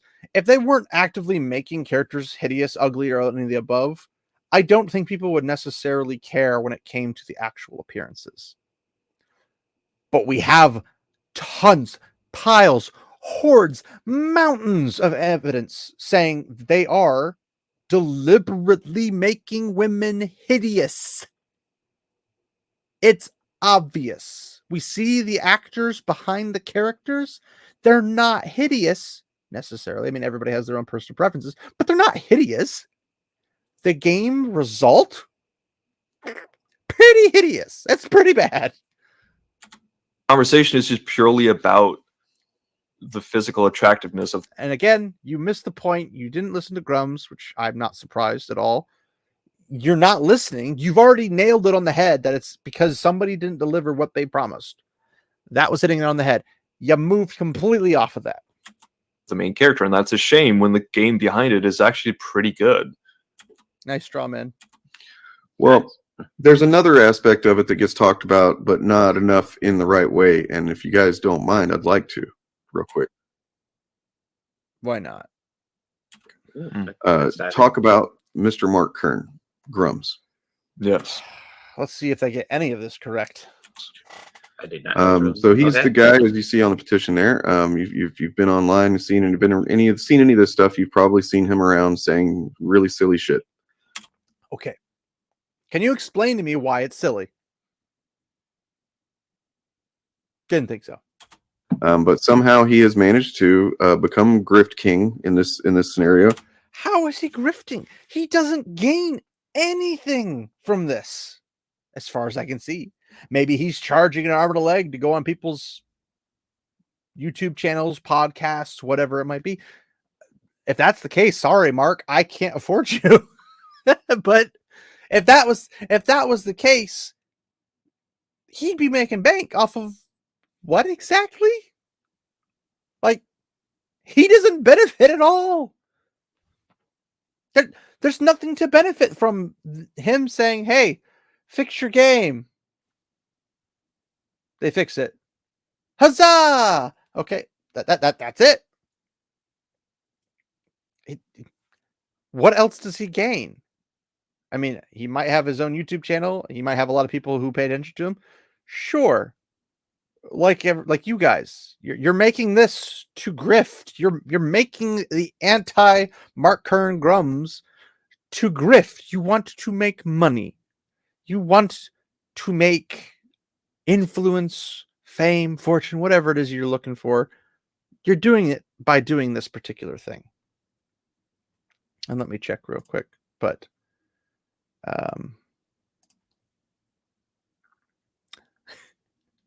1.4K views as of this video with 76 likes.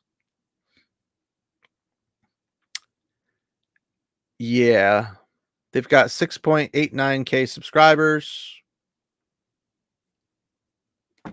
I mean, they obviously want to grift. Not sure how they're going to pull that off, but go for it, I suppose.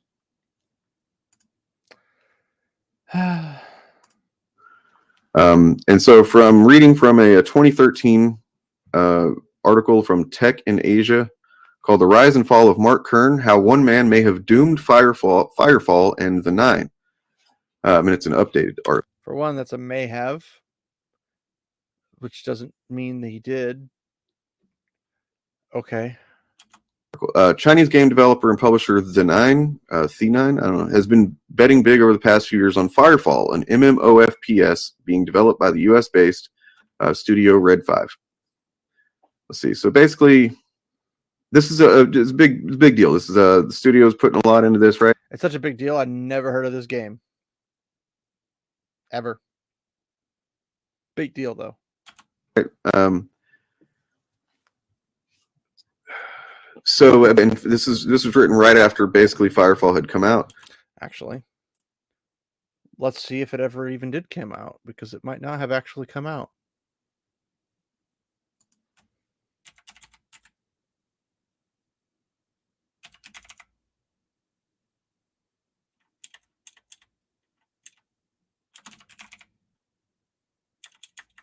Nope. It's a hard nope.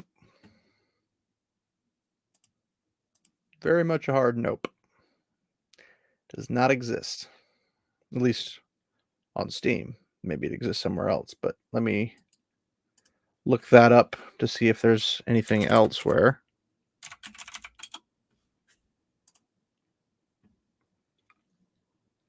Okay.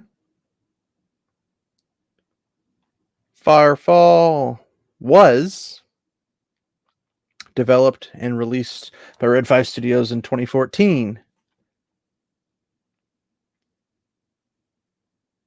They kept apparently they kept remaking the core systems over and over.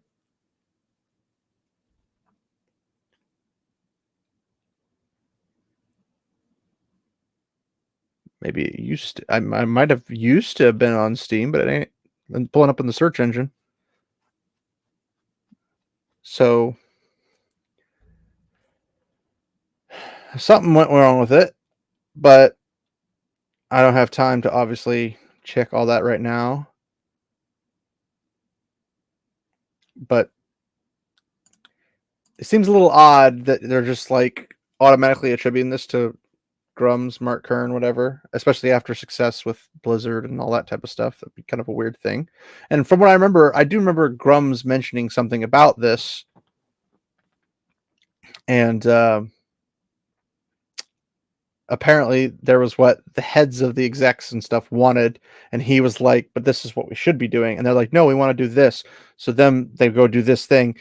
It goes down the drain. That's from his perspective, which may be biased. I'm not going to argue that something else happened. I don't know. But I don't see these guys being as the arbiters of truth and justice, let alone integrity. So it's going to be a hard stance of I'm probably going to call whoever these guys are using as a source probably liars. They're probably journos as well, which means they're probably liars. And it was not doing very well. It was not it not gained popularity the way that everybody had hoped. The hype had because if you do things wrong as a developer, an executive, or investor, or something like that, if you do wrong things as an entire company, it's not typically because of one person, it's because of the entire company. If you do the wrong thing, it's not going to succeed. That's how it works. It's team effort, and if the team doesn't perform, then it doesn't work. But if somebody's like, hey, let's do this, it'll probably get us a good result, and you're like, nah, you're probably not going to get a good result. Sorry. Suggested it would. So the company removed Red 5 CEO Mark Kern from his position shortly before that Christmas. And it raised questions about the future of the project and about Kern's leadership and the degree to which he's responsible for some of Firefall's failings. You removed him, and it failed after he was gone. But he's also only doing what you're telling him to do, because it's how corporations work. They put money into you and say, do these things. And if you do them and they fail, you blame the guy who did them because you told him to do them. And then I'm assuming they just don't know how this works. I'm assuming they don't actually know the behind the scenes stuff. That's my guess. So he came to Red 5 Studios with an incredible pedigree, having worked on a number of Blizzard's most popular titles, including StarCraft and StarCraft Brood Wars, before closing out his time there as team lead for World of Warcraft. Given his experience with competitive esports titles, he seemed like an ideal man for the helm. So they were hoping it would be this Firefall would be the massively multiplayer hit and a game with a tight, balanced enough PvP to make a splash in the esports scene. And he came through in the nick of time. Blah blah blah. So they put a lot into this guy. A lot of hope went into him whenever they brought him in. and it seemed reasonable to maybe do so. But after he was fired, he released a somewhat cryptic statement, which he called his time at Red 5 his own Kobayashi Maru, which, Turf, I know you know what that is. Of course. A reference. Oh boy, I want to check that up.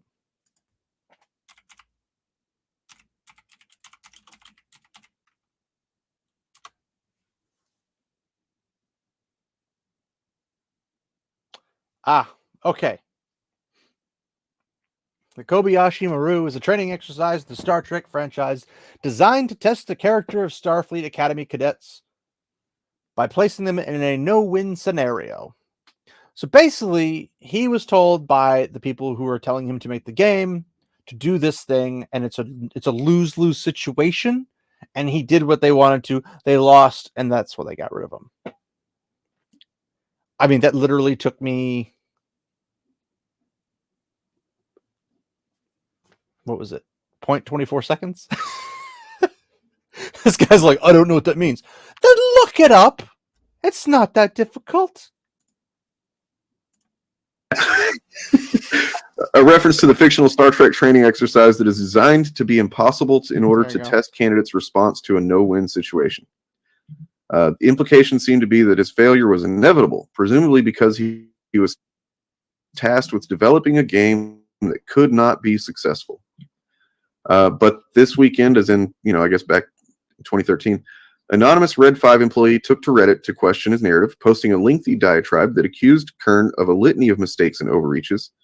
And then this writer spoke with the Reddit poster named Brutal Whimsy, seen documents that confirm his identity as a Red 5 employee. So in the post, he alleges that Kern vastly overspent in ill-advised promotional stunts that failed to pan out. He basically spent millions to promote a game that was still in alpha. Millions to promote a game that was still in alpha. So if it wasn't in alpha and it wasn't in beta and it was actually released, then it's okay? Because I did a quick search for, obviously, the game, and it seemed to have a pretty positive general audience appeal. But then there were things that were constantly being changed about it that is what kind of ruined it. But when was he involved versus when those changes happened? I don't know. So far, from what I understand from Mark Kern / Grummz' perspective, he was wanting to know about he wanted to do marketing stuff. That's not game-based stuff. He was into the marketing aspect to make the game more presentable and marketable to the consumers or the customers. So if the game changes were what obliterated it, then it's not that. That's like, games are expensive. Like a AA title, you're looking $20-40 million, something like that. Like, they're expensive. So it's like, oh, he spent a couple $1 million to do marketing. That should be nothing, though, in the grand scheme of things. Like, that strikes me as odd. Damn. Kern, for example, established a separate video production team, outfitting it with Red brand production gear. And Grummz actually does talk about this. He talked about this on Open Bar with Critical Drinker like a day ago today. Maybe, no, it's today when this was being recorded, which would be like the 3rd of May. He talked about this very thing, being like, I wanted to get 4K cameras, and I wanted to do all these shoots to do this stuff, but they're like, oh, that will never work. And they were given their excuses as to why it wouldn't work, blah, blah, blah, blah. And they didn't like it. Okay. But that's what they would have needed to do it right. Like, you can't go halfway on it. You have to go the full 10 mile. Like, the best and most expensive in the industry, an ever-expanding staff, and separate soundstage. The team was used to make live-action Firefall videos, but it also worked on the vaguely related and stillborn series Game Changers and several completely unrelated projects. So there's a game that I have in my library on Steam called Grey Goo. And I love this game as an RTS lover. It's a very difficult game, I would say. It's very similar to StarCraft in that you got like the core game. I think it's only sold in the definitive edition now, so you get the expansion with it for like cheap on a sale. I think I got a Steam summer sale or a winter sale or any sale for that matter. It's like $7 instead of like 30 for the definitive. You get 4 soundtracks, which are they're great soundtracks, but you get 4 different factions. They all work and operate completely different from each other, and you can just play in these worlds.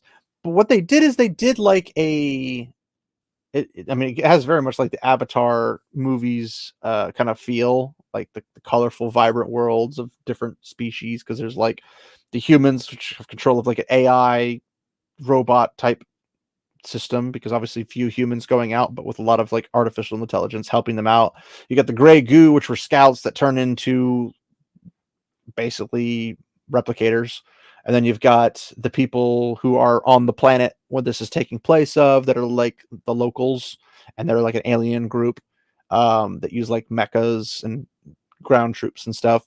And then you've got the expansion group. I'm trying to remember their names, like the shards or something like that, that are like crystallized enemies that were creeping in, that the gray goo were kind of corrupted by. And then the gray goo was kind of split later on and taken over by an AI that was corrupted by the gray goo and the shard, but then it kind of retained its own personality. And so it was using the gray goo against the gray goo to take over the gray goo to fight the shard. And it's actually got a pretty cool little story. But the point being is that they use like facial like literally like walking on a screen, makeup and everything. Like it looked very realistic. Like I don't know if I can actually check this out. So let me I wasn't planning on doing this, so let me see if I can. I'm going to find out if I can find little thing for it.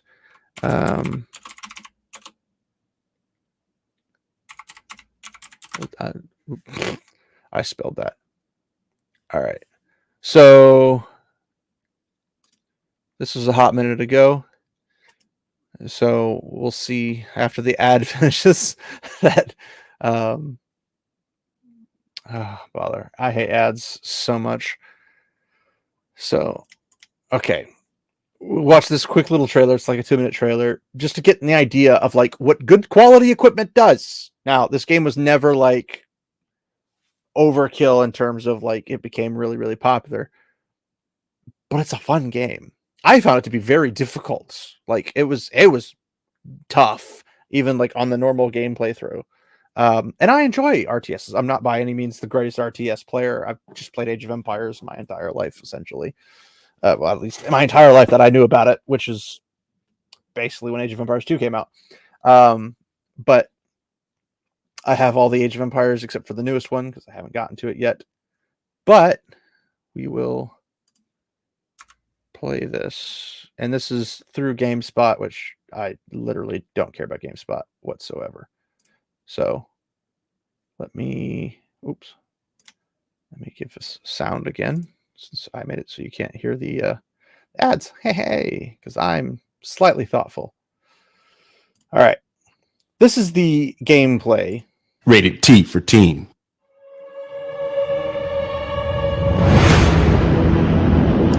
Just look how gorgeous this thing is. We were explorers.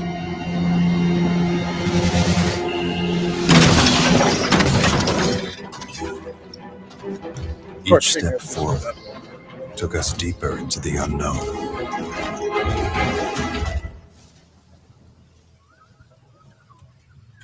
Look at that face. Look at that face. That's high quality, guys. This is some like more or less no name. Now the soundtrack was made by I'm trying to remember his name, Frank something. The guy who did the Command and Conquer soundtracks. It's like Frank Z. I don't remember his name, honestly. Apologies. But this quality comes from expensive equipment. You don't get the expensive equipment for free. You got to pay for it. Then you have to have the staff who's trained to use it, to do it, a whole bunch of things. Now, I'm saying this not necessarily to defend Grummz or Mark Kern, because he can defend himself, but to point out to the normal person that this stuff doesn't just pop out of nowhere. This is better graphics than StarCraft 2 for their cinematics. I want to point this out. No name company came up with better than StarCraft 2. It's not nearly as popular as StarCraft 2, because StarCraft 2 is just a legacy name. But this is really, really good. So we'll continue.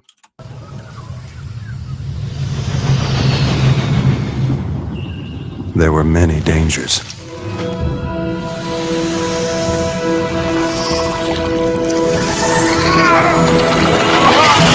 But none so relentless as these monsters who would see us wiped from existence.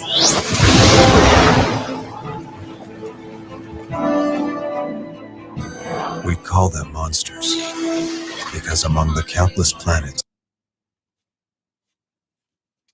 That's really good. Just saying. Like, these are actors that are like mocapped, they're dotted up, whatever. This is what they look like, facial structures. It's pretty high quality stuff. Now, is there better stuff now? This is 9+ years ago. Like this is a bit older game, but the quality is and it all comes together as just it's great. It's really, really great. But the fact that this game is criminally underrated, it just blows my mind. But them saying like, oh, they spent all this money on all of these things and look at this stuff is all wasted and blah blah. It's like, the guy's trying to do something. You don't want him to do it. He's already spent the monies, and then you remove him.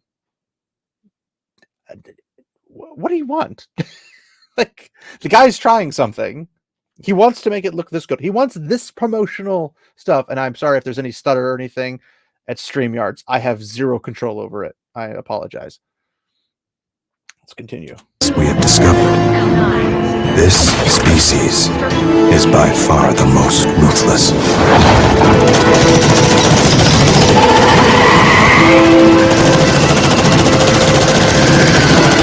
We set out to chart the stars, to seek out intelligent life.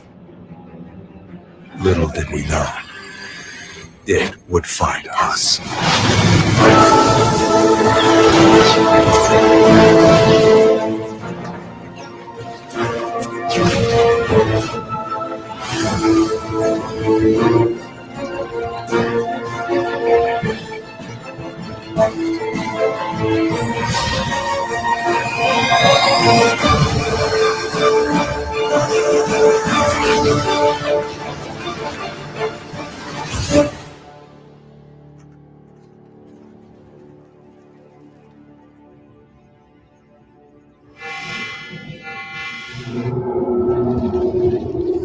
Once, we were explorers. We have evolved. Hear that soundtrack?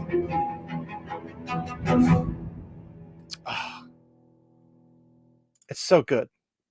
So good. So that is what you would consider good marketing. I mean, I don't know if you should go watch it yourself. Just type in Grey Goo gameplay trailer or whatever. See, you can probably find it. But I get goosebumps. I've played the game. I know the story to a certain extent. I have the soundtracks. I love the soundtracks. But like, the fact that this exists and the fact that it's criminally underrated, because let's be honest, that is criminally underrated, blows my mind. That people are like, oh, well, you don't spend millions on this. You do. You really do. When it's a big game and it's being put out and millions is put into it, a good chunk of that's going to be your marketing. Like movies and films. If you have a $300 million movie being made, at least $300 million is going to be put into the marketing, because you got to get it out there. You got to make sure it's high quality. You got to make sure everyone's doing the right thing for their job to make sure everything's working out. So they're like, hey, here's this trailer. Here's this really cool thing. I'm getting goosebumps. If you like RTSs and you have a PC, you should probably play Grey Goo. You can wait for it to be on a sale if you want to. $7, not a big deal. $7 gets you 4 soundtracks, which alone is worth the $7, hands down. But you also get a game with its expansion already in its definitive edition, and it's fun. Play with your friends if you like RTSs. It's really fun. It can get a little stressful if you don't want it to be too difficult. It's like the Dark Souls of RTSs, in my opinion. But again, it's a different type of RTS than I'm used to, and I'm not particularly familiar with the details. You can get like really in detail in RTSs, but I've played RTSs all my life. I love RTSs. I'm not necessarily that great at them, but I do enjoy them. But that's what a really nice promotional material would look like. Now they're trying to do live action stuff, and they want like, hey, let's get 4K cameras. I'm like, we don't know what. No one can even say 4K. I was like, okay, what do we have now? We have 4K TVs. We have 4K players. We've got systems like the PlayStation 5 and the Xbox Series X that have 4K. This stuff would be relevant because it takes years to develop things, and eventually it would become necessary. That's not necessarily what they did, surprisingly. So just to explain that a little bit, that way it's not just as cut and dry as they're making it out to be. I mean, that's just crazy sounding shit. Like he's just doing all kinds of shit that has nothing to do with actually producing the game. Marketing is part of the game production. It's literally part of the game production. What? So this is the one that I remember being laughing at whenever I saw Dead Domain talk about this. So Brutal Whimsy also cited another Kern-driven promotional project that went horribly awry, the creation of a Firefall-themed bus. That also, keep in mind that if he makes this purchase for the company, in order to make this better promotional material, he gets to use it on the next stuff too. If they have to do more material for marketing, he can still use it on that stuff too. Like, it's something you can perpetually use. It's an investment for the company. So if he spends millions of dollars and, oh, we don't like that, I'm like, that's because you don't want to spend the millions of dollars, which is understandable. But if he's like, this is what's going to make us get sales, and he's wanting to put this money into it, he's trying to do his job. And if you don't want him to do his job, then that's fine. But you can't expect it to succeed if you're not giving the person who's notorious for doing well in games to not be able to do it. Then I don't know what you're trying to pull there, because you might as well do it yourself then, I guess. I don't know. But then he's talking about like a bus. I'm like, well, if it's a bus and a place is popular, or maybe it's a bus route that they can send to multiple buses and they could pay for it's what billboards are. They have cars now that you can get wrapped with stuff. Buses where I live get wrapped with ads by law places and a whole bunch of other things. Like there's tons of things you can do with that. And they do it.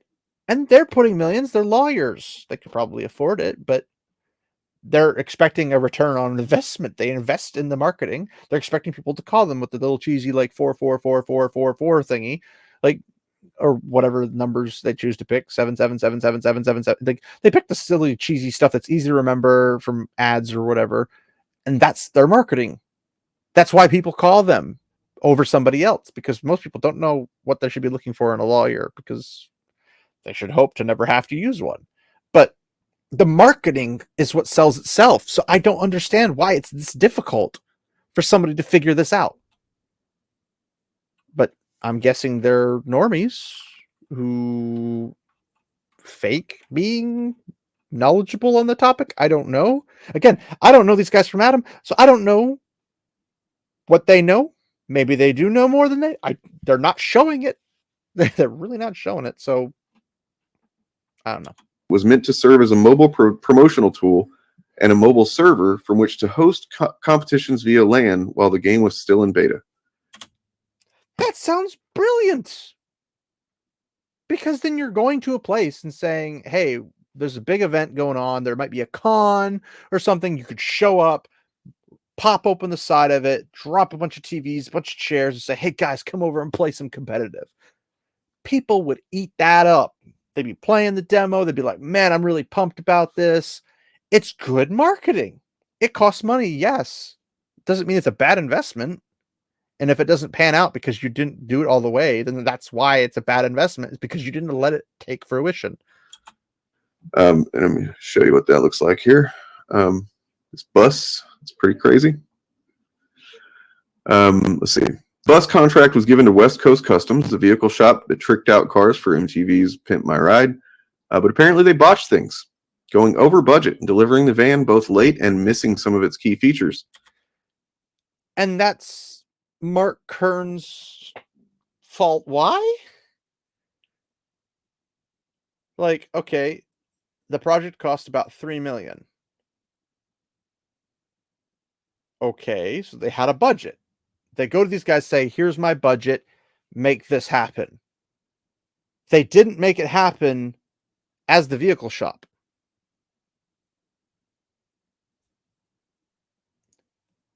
How is this Mark Kern's problem? Well, I mean, it's his problem because they didn't deliver what he is, but how is this his fault? He didn't make it so it was this way. Like, it's not like he went to them, okay, I'm going to give you a budget. I want you to go over that budget. I want you to botch things. I want you to deliver the van both late and missing its key features. I want you to miss the premiere of all major conferences, and I want you to make it sit in the warehouse collecting dust. That doesn't sound like that's what he said, but that sounds like what happened. That's not the same thing. It missed premieres at all the major conferences and now sits in a warehouse somewhere collecting dust.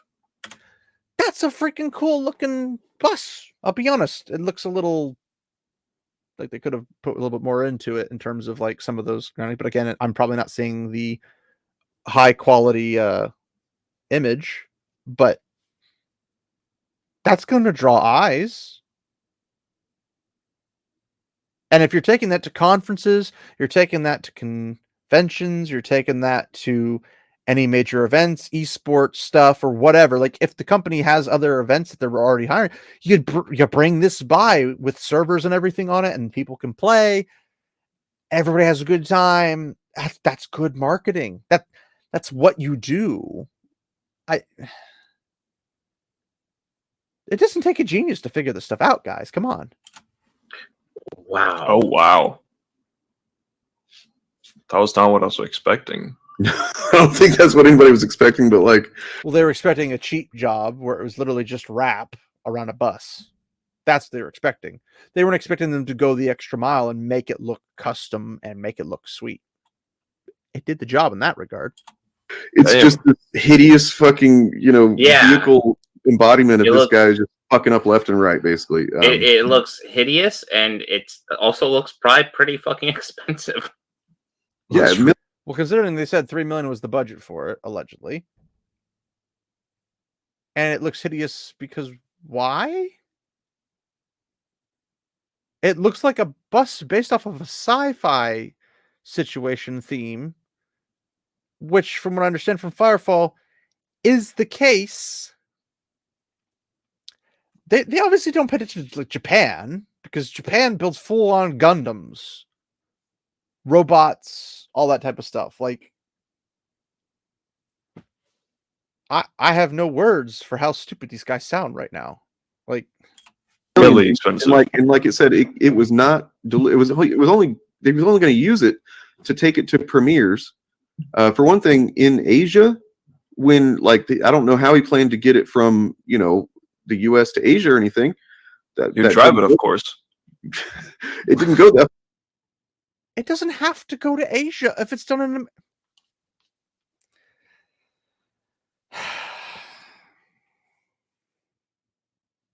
I'm trying, guys. I'm really trying. This is way more painful for me than it is for you, because I don't enjoy this. I really don't. I really don't. If the studio is based in America and they're marketing to the Western Hemisphere, it makes sense that they do the marketing in the Western Hemisphere, because obviously marketing in China to Chinese people from a Chinese company is going to be a lot cheaper than American or Western, whether it be Canadian or otherwise, hemisphere advertisement, which is be a bit more expensive. Obviously. One, you can actually send vehicles to other places in the world if you want to, and that should be accounted for in the budget if that was necessary. But you'd have things in America to get the American audience involved with it. That makes sense. The game is not exclusive to Asia. People could play it before, obviously, it failed and closed down or whatever the situation happened. Again, I don't know the whole situation in terms of how the game did well or didn't do well. People seem hyped about it. It didn't do well. So far, they've not given me any details to tell me why it did. It's just some dude on Reddit going, I'm an employee for these guys, and, this guy screwed everything up. It's not my fault. When so far, the only thing that's been messed up so far is marketing, which has nothing to do with the game. If the game itself is playable, it has nothing to do with the game. So what's the point? Or because it wasn't completed in time, and then whenever he got it, it wasn't completed. And again, the completed time is not Mark Kern's fault. It's the guys who did the work on it's fault. They botched it. They took their time. It was missing its key features. It didn't get to go to the major conferences it was supposed to go to. That's not Mark Kern's fault. That's the fault of the guys they went to get the job done.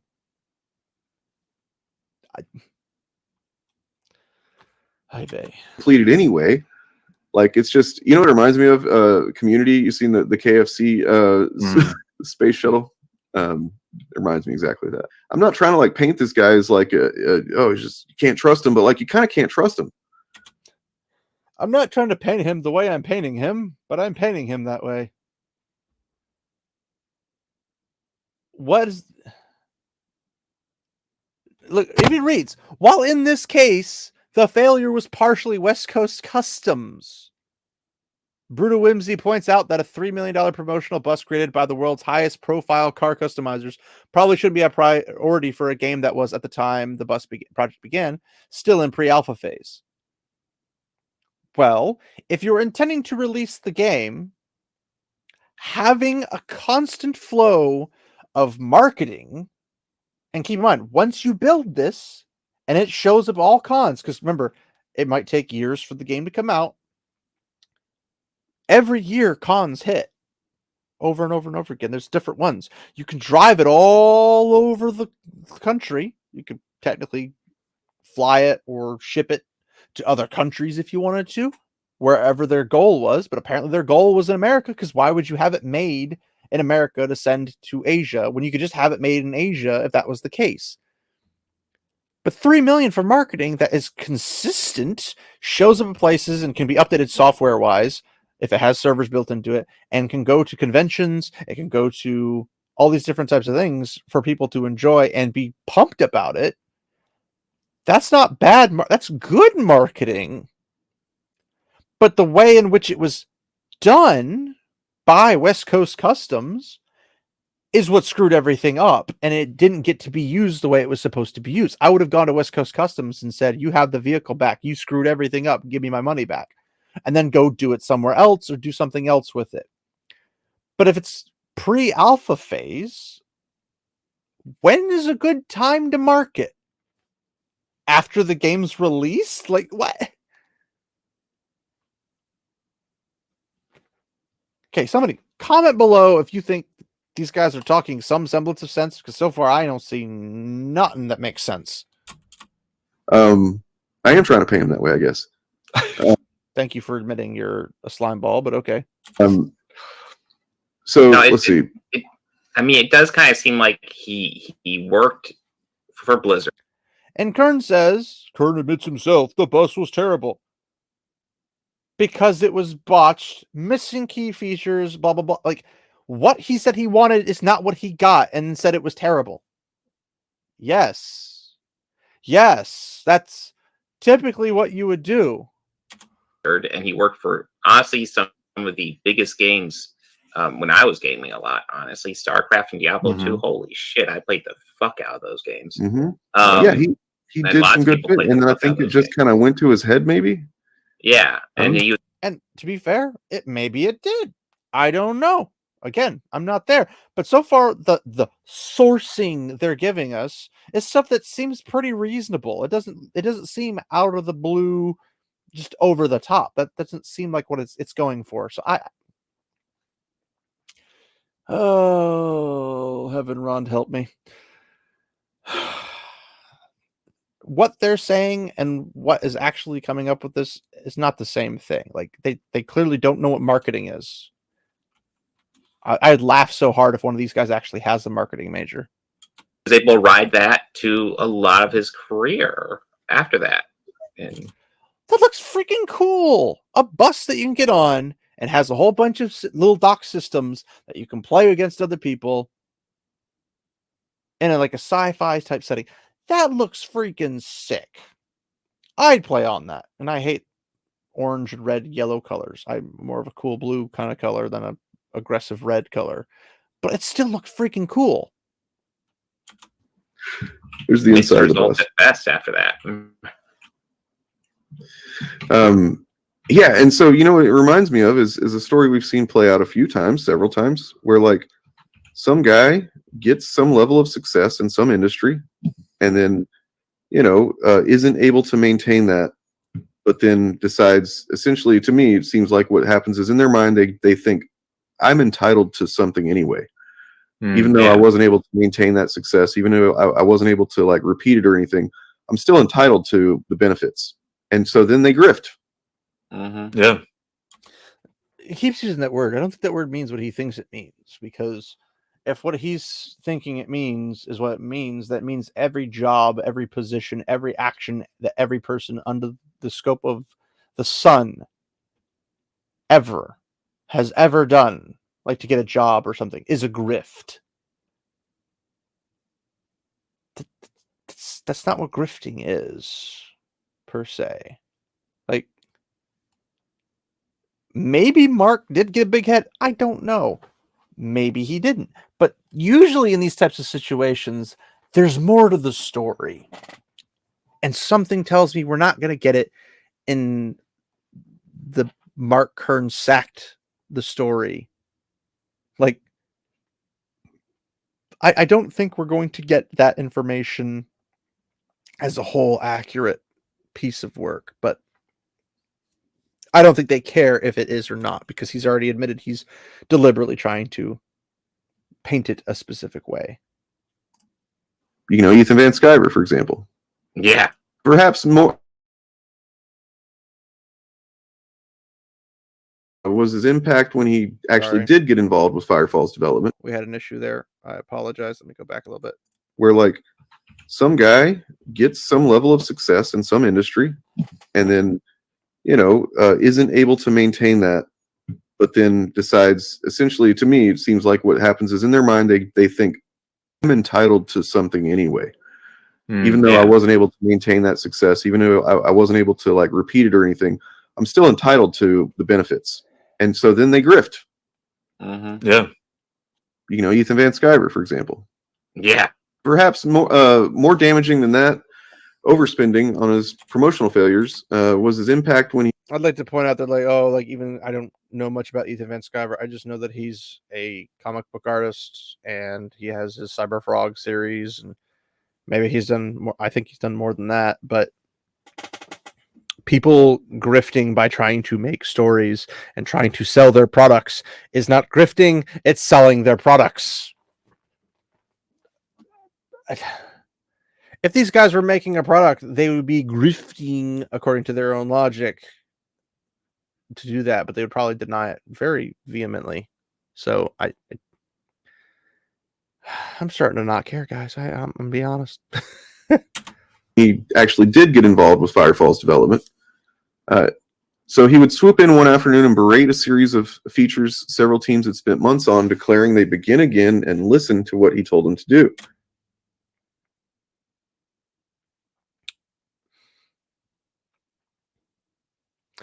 If you're a boss and you say, guys, go do this thing.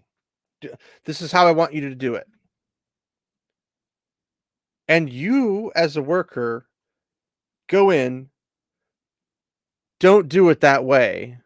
It comes out not good. The boss shows up and says, hey, do it again, but do what I told you to do the first time, and then come back. I'll be back in a couple of days to see if it's done. This crushed morale and forced people into spontaneous, isolated crunch mode.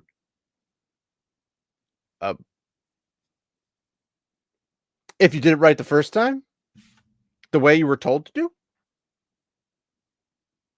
then you wouldn't have that problem.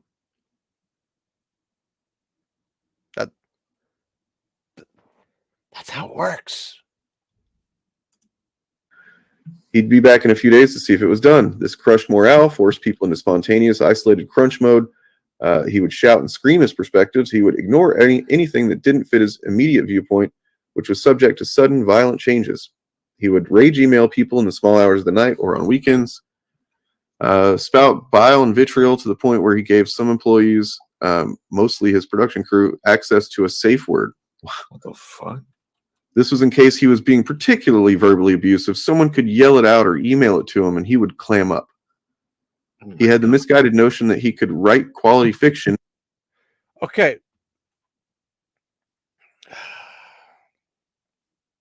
If a guy's worked on StarCraft, if he's worked on Diablo, if he's worked on WoW, if he's worked on all these things that have been successful fiction-based systems, again, I don't know what part he specifically played in them, but if he did do them, I'd say he wouldn't be misguided notion he could write quality fiction. That's my go-to stance, is that if somebody creates good quality fiction and then they go and somebody says this guy's a misguided notion, he knows how to make quality fiction, my first stance would be,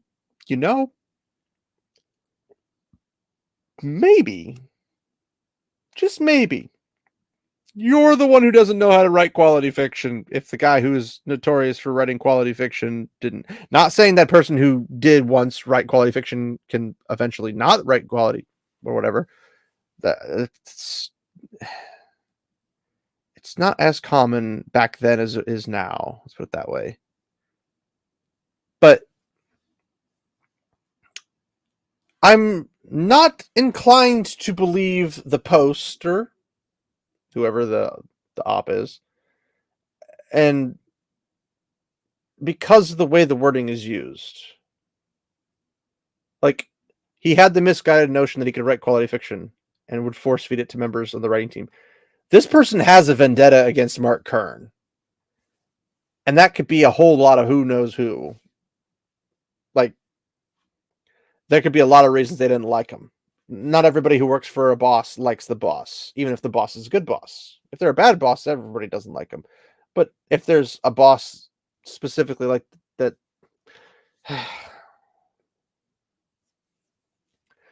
but if you're going to make it sound hard-swung biased in your writing, it's going to sound like you have an agenda to push, not that it's accurate. Not saying he doesn't scream or yell or whatever. Maybe when he says verbally abusive, I don't know if verbally abusive means verbally abusive or it's just like saying, hey, you didn't do a good job. You need to do this again, but you need to do it right this time. That could be verbally abusive to anybody who wants to view it that way. So I don't know what the actual verbal abuse is because it's not being, we have no video recollection. We have none of that. Again, I don't have Mark Kern here to tell me what it could potentially be, which would be nice. But again, he's got bigger fish to hang out with. That's cool.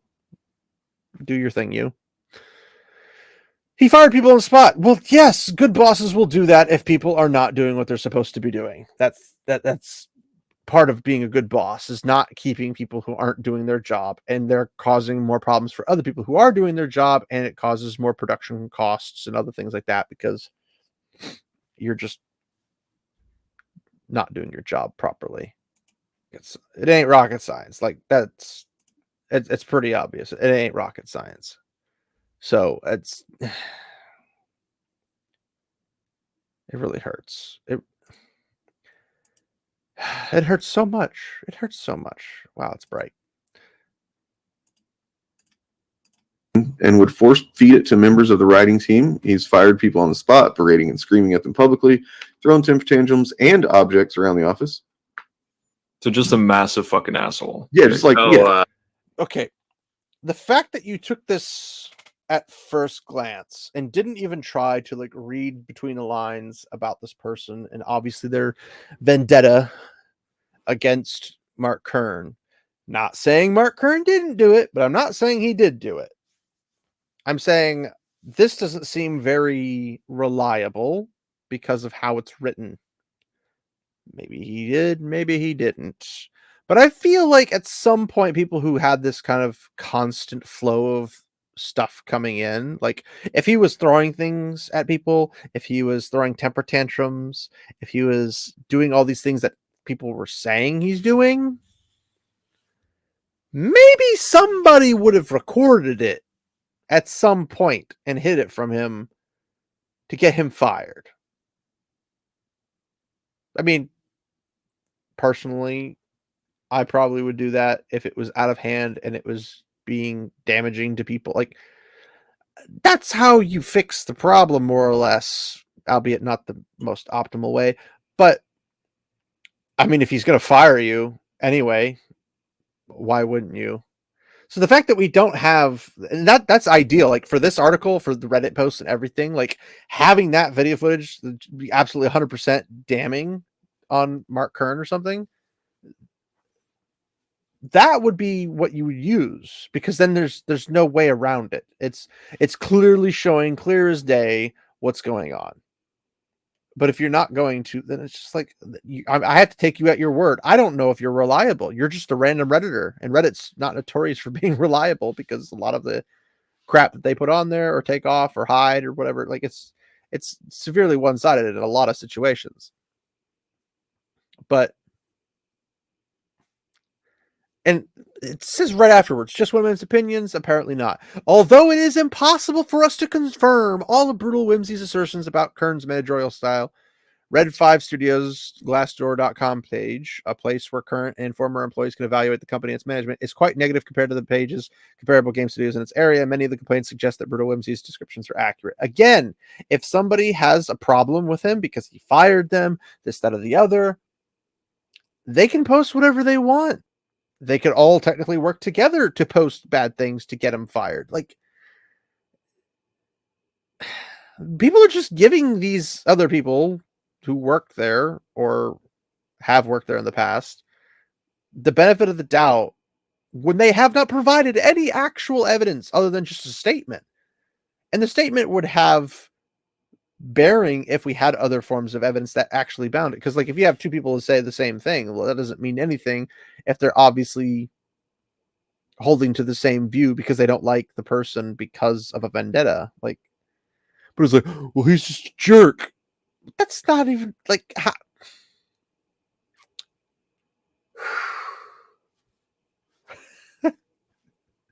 It's not how it works, buddy.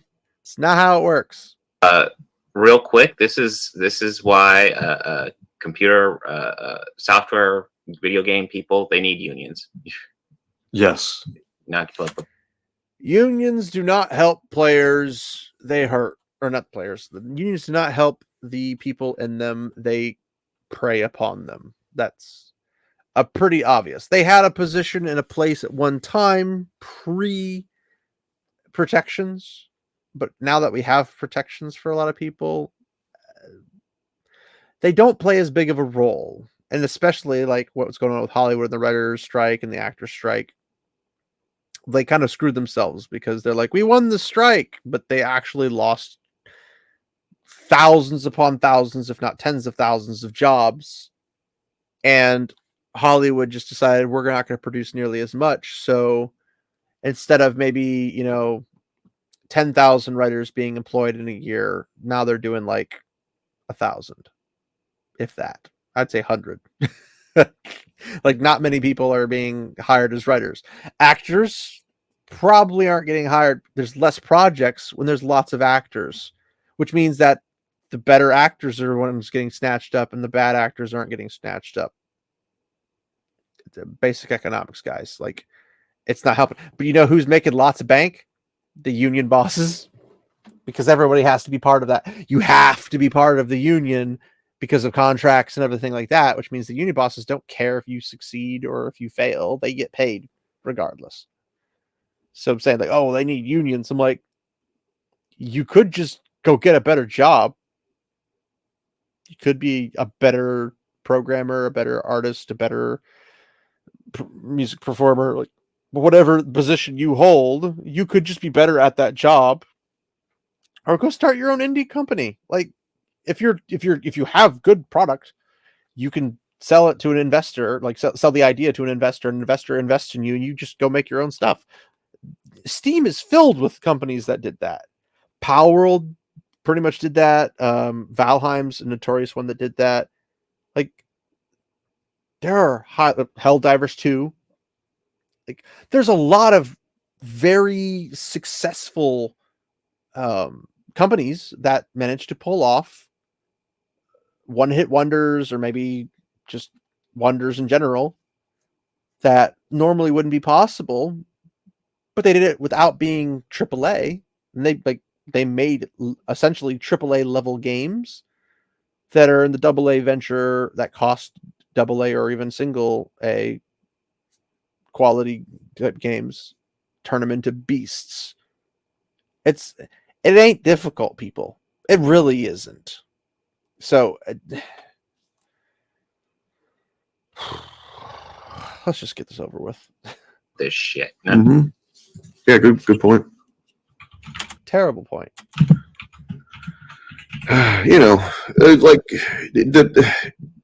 yeah, that's what I'm just trying to say. Basically, is that like, man, this guy's a grifter, and he's done what so many fucking just, I don't know, entitled, maybe lazy, maybe they got lucky once or twice, or maybe they were really talented at one point, but then like the success goes to their head and they just like completely abandon whatever was inspiring them that made them successful in the first place. I don't know. But then they still have that mentality that they are owed something, and that every fucking time it seems like, young, or not even some cases not super young, but men are isolated men. In some cases, if we look at more of these videos, I think autistic men become the fucking marks for these guys. You guys are about as autistic as it comes in the term of the slur, because you're making this huge thing about a nothing burger that you say is a nothing burger because it doesn't matter. This whole thing, it's just a little problem. It's not a big deal. Like, what's the big deal? So people making it a big deal shouldn't be a big deal to you, because it's not a big deal, remember? So when it is a big deal, you're saying it's a little deal, but you make a big deal about it. Is it a little deal or a big deal? You got to pick one. You can't do both. So come on. Guys. And it pisses me the fuck off as someone who's on the spectrum myself. That explains it. And I say that as someone who's on the spectrum. So there you go. It really fucking pisses me off that just repeatedly,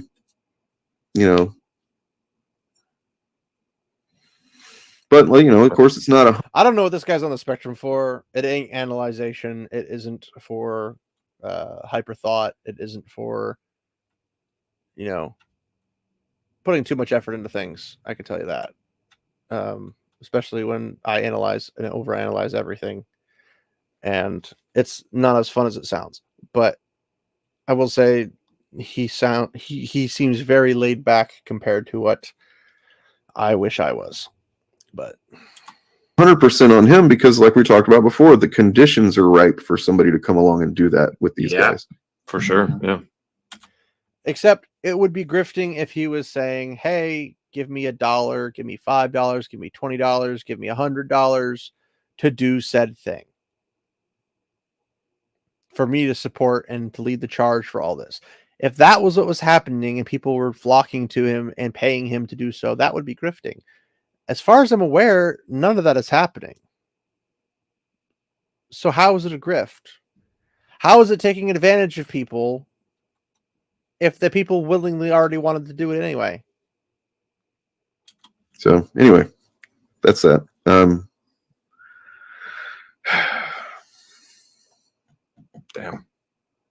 I didn't know that much about him. I mean, team lead for World War. Well, I mean that I didn't know much about him, but I hate the guy. What? This whole video was just like a hit piece against Grummz, but you didn't know much about the guy, so why'd you hate the guy? Well, because he doesn't share my ideological standard. He doesn't do things the way I think they should be done. Which, I mean, of course, people are going to have different viewpoints on things, but if you just hate somebody because you want to hate them for the reason of just hating them for no reason, then that's just silly. That's really what strikes me about it. So, team lead in World of Warcraft.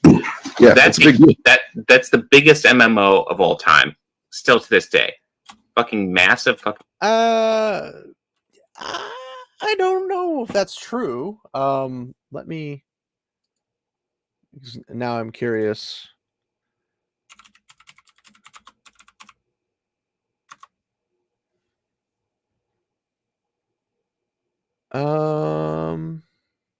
I know at one point WoW was the biggest. I mean, if it's MMORPG, Minecraft would technically blow it out of the water, but I don't know if Minecraft counts as one. I know Guild Wars 2 is up there as one of the more successful ones. I'm not really seeing a whole lot in terms of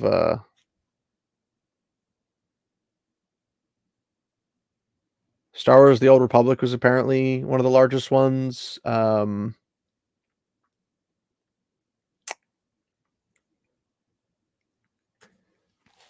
there's things like Second Life, EVE Online, Elder Scrolls Online. I mean, there's a lot of them, but Ultima Online came out in 97. EverQuest came out in 99. Then RuneScape. I mean, people are arguing Hypixel, but I don't know if that's considered a high one or not. But let's try another one.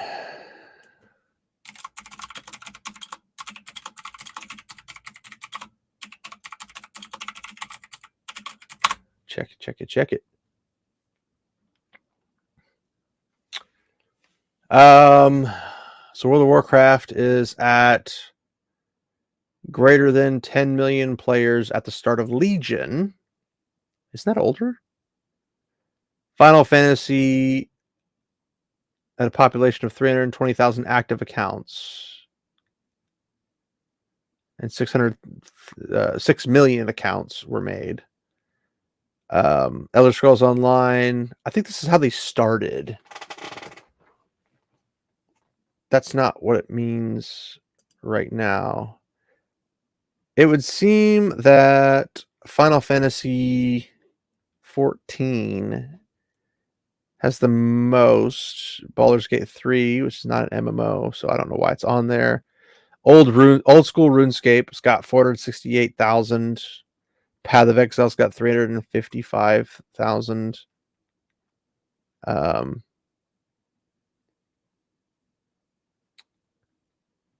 Total player count for Baldur's Gate 3 is 108.62 million. But it's not currently active. Final Fantasy 54 million, Old School RuneScape 49 million, World of Warcraft 140 million.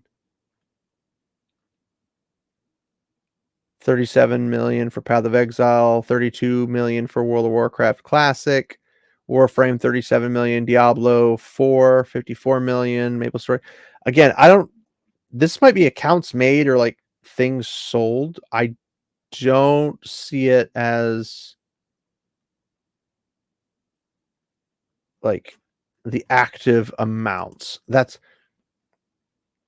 not something I think we have access to. Maybe I wish I knew where to find that information. I do not seem to know. All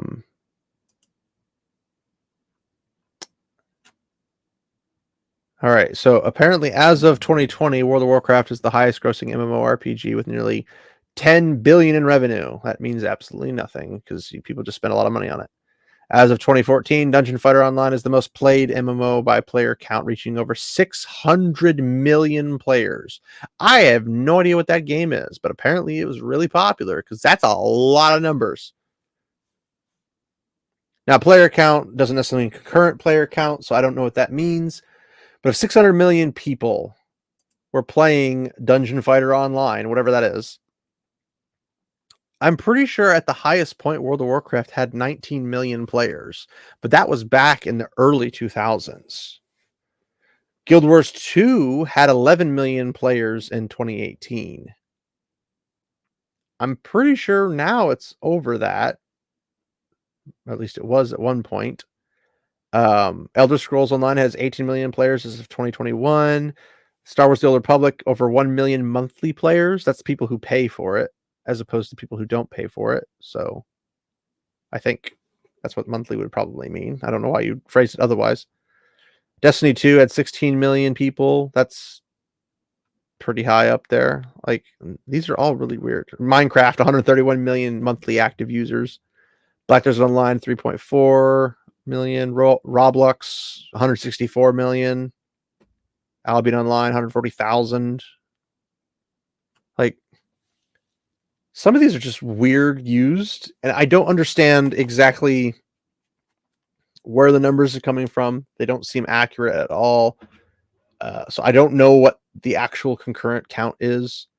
Maybe they have a way to check specifically.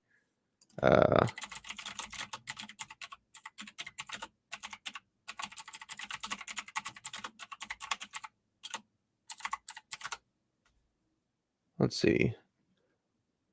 So the monthly player count for World of Warcraft is roughly about 9.3 million a month. A daily average of about 2.5 million a day. But this is from a third-party MMO tracking site. So that's dropped over half of what they used to have. Let's see.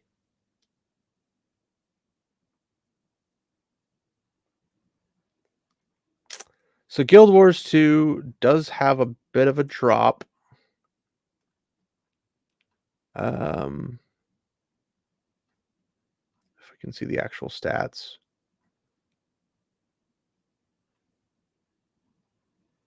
Blue, average monthly players. So the average monthly player hits pretty consistently close to like between 13 to 15 million, sometimes going up almost to 20 million.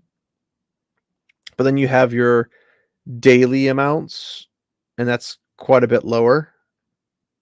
I don't know what the point of having monthly amounts is, because the daily would tell you the monthly by default.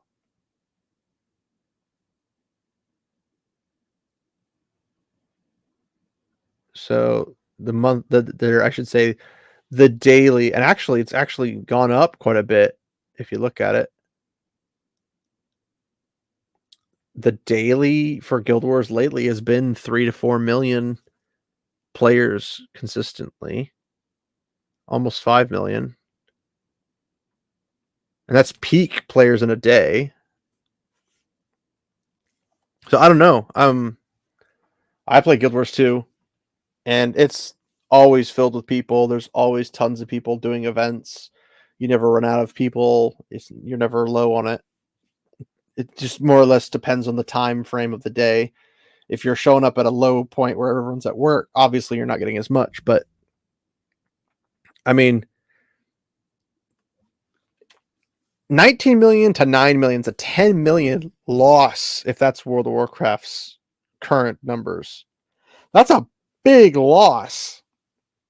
Granted, that's not involving Classic as well. Classic's a little bit separate, but that's still a lot of people just gone. Like, I don't know. That's insane. Game. A huge opportunity, a huge spot on a resume, but also it's easy to forget. Like, that game was almost destined, unless they completely shit the bed. That game was almost destined to be really great. Right. So it's almost like he was almost gifted that spot. When I remember when that game was in development, like there were MMOs, but like none had really like probably EverQuest got the closest to kind of being the big one. It was pretty popular. Blizzard put time and money into World of Warcraft and released it, and it took over. It took over the landscape. That's a huge spot on your resume, but it was almost kind of That's gifted impressive. to him. He kind of acted like, oh, I should be able to do more stuff like that, and it's like you're not gonna repeat that. Yeah, and it's oftentimes when people have had a lot of success early on in their career, and then they have that big blunder where it just kind of seems to come crashing down. Yeah, there's like the two roads people take. It's either trying to get, learn from their mistakes and be, you know what, maybe I got a bit into my head. Maybe I wasn't as good as I thought I was. I still have things to learn. Let me try to get back. And then a lot of people can find success that way, or they do this other route where it's, you know what, everything is against me. I'm just gonna fuck it all. It's because of wokeness. Exactly, and you start blaming a lot of things. Censorship doesn't exist without wokeness, because every time censorship shows up, it's because of things like, oh, we have to cover the boobies, we have to make the face ugly, we have to do this, that. It's because of DEI, it's because of SBI, it's because of these things, which are all woke components. You don't censor things if you think it's valuable to gain monetarily. You only censor them and lose money if that's what the entire industry was doing, which is what happens under DEI, SBI, woke stuff. That's not saying everything that ends up horrible is woke. It is saying that every time it is that bad, it's almost guaranteed to have a woke aspect to it. But there are things that fail that were not expected to fail, that don't have woke aspects to them. They just didn't operate quite well. Something about the mechanics didn't work, or they didn't do proper marketing. The game failed some way, or didn't deliver something that it was expected to. Those are all valid reasons for a company to fail without being woke. So these guys are deliberately saying Mark Kern's bad because some person said so without actual showing us evidence that just made a statement. Other people allegedly said the same thing, but again, it's not difficult. There's actual evidence for people who got fired from a job or left the company, or even were actively at a company, banded together to badmouth somebody to get them fired or removed or whatever, take advantage of them so they could grab power, or just to make someone's life miserable because they don't like the person. Like it's not the first rodeo. It's not the first time this has happened. Which is why I should pause and say, okay, well, give me actual evidence. I'm not going to be judge, jury, and executioner. I'm going to I want to hear what you guys have to say. If you have some actual evidence, like a video of him doing said thing, that brings a bit more credence to it. But until you do that, I don't know what you think is actual evidence, because at this point, it's just like if you told them that the moon was actually cotton candy, they'd probably believe it because somebody on Reddit told them so. Like there's little to no evidence to back it up. Just somebody said it and they agree with it because it holds to their agenda. That's the reason they're doing it. Because you just can't accept that the fact that you just failed. Yeah. And that's not a bad thing, but it's like some people just take. If they kicked him out, wasn't it before the failure was complete?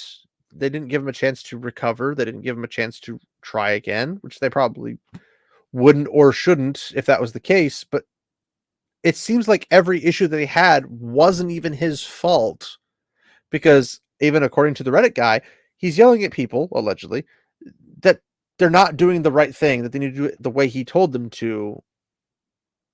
And if they're not doing it, they're not doing it. Not him. They're not doing it. So even according to the Reddit poster, it's still not his fault.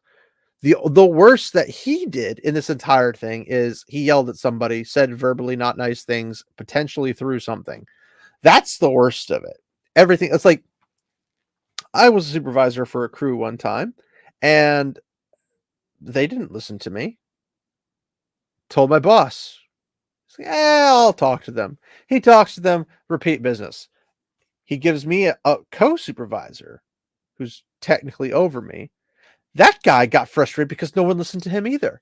But we have no actual authority. We can't fire anybody. We can report things, but if they just lie about what happened, it's like, we're the supervisors. If you don't believe us and you're just going to believe what they say, how is this going to benefit the crew? How is it going to benefit the company? Because now we have people at odds. We have different factions of what's going to go on. So me and my co-supervisor were just like, there's no point in us being supervisors. No one's going to listen to us. And the little guys, the grunts, so to speak, could take over the entire crew because they could decide they are or are not going to do something, and they are or are not going to do it. But the rest of us have to pick up the slack because it's our jobs. Because us as supervisors would have to go around and do stuff. And if other people didn't do their jobs, we'd have to do their jobs. So we're doing the jobs of multiple people instead of just our job, maybe plus one if we have to do it. But like, we have to go check all their work. We have to make sure everything's going right.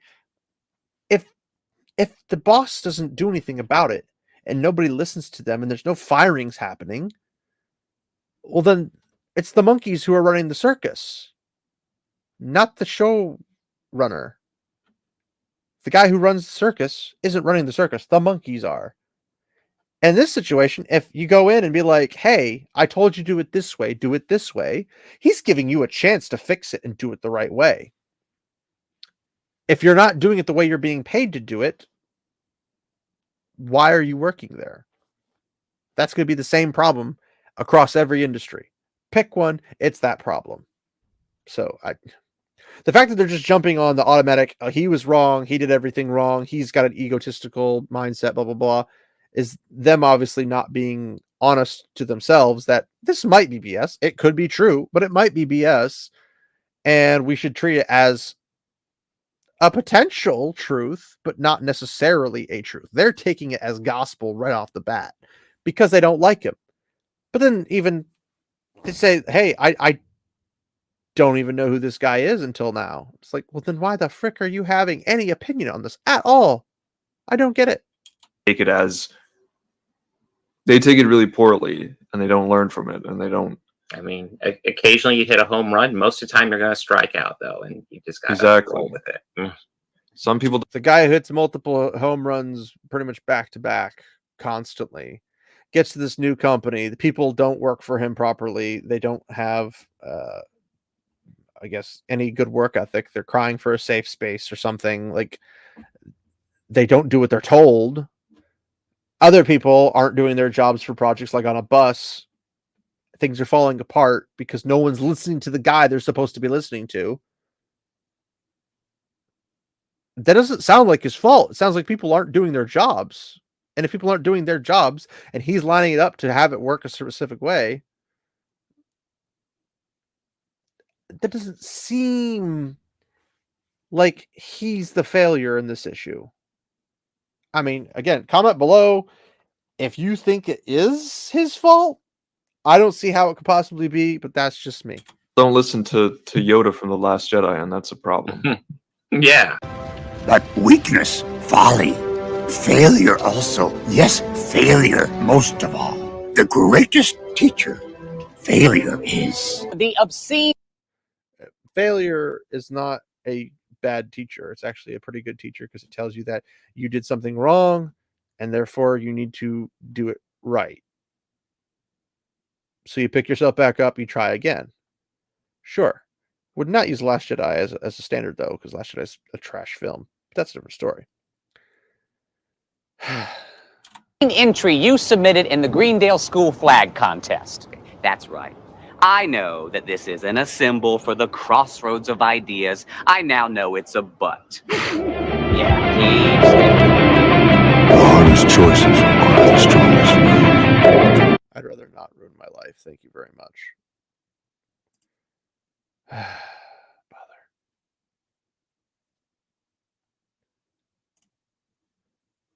Let's get this out of the face because that's rough.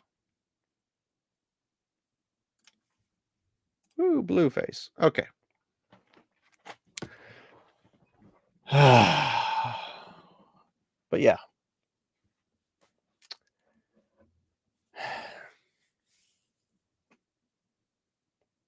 Why do you guys do this to me? Why? But yes, if you guys could like, subscribe, comment, all that good stuff, share. Tell me your thoughts. I'd like to hear your thoughts. I know I try, guys. I really do try to make short content, but when the stupid is so thoroughly filled within someone's psyche, it's difficult to be able to actually separate it from good quality content. Because if it's good quality content, you can at least get through like 5 minutes before you even make a comment. It's hard to get through 10 seconds without somebody saying something stupid, or that isn't verifiable, or isn't logical, or isn't factual, or isn't anything whatsoever, regardless of redundancies. I don't have any idea how people follow that unless they're literally just driven by the same emotional instinct that these guys are. But hopefully I've shown that stuff it doesn't have the same grip you might think it does, because all of those things could be completely biased, and everyone's biased in some shape or form. That's granted, but some of it's ridiculous, and the ridiculousness is what needs to be called out. Because, and hopefully I did that. I mean, let me know in the comments if I did or didn't do that, and I can clarify if necessary. But how does it get to this point? I don't get it. So I don't know. We'll call it there, guys. Thanks everybody for hanging out. I know that was a bit rough and definitely not my favorite go-to, but I do think it's a little weird that they're picking on everyone who's participating in Stellar. I really want to say Stellaris because I play Stellaris as a Grand 4X strategy game. Stellar Blade.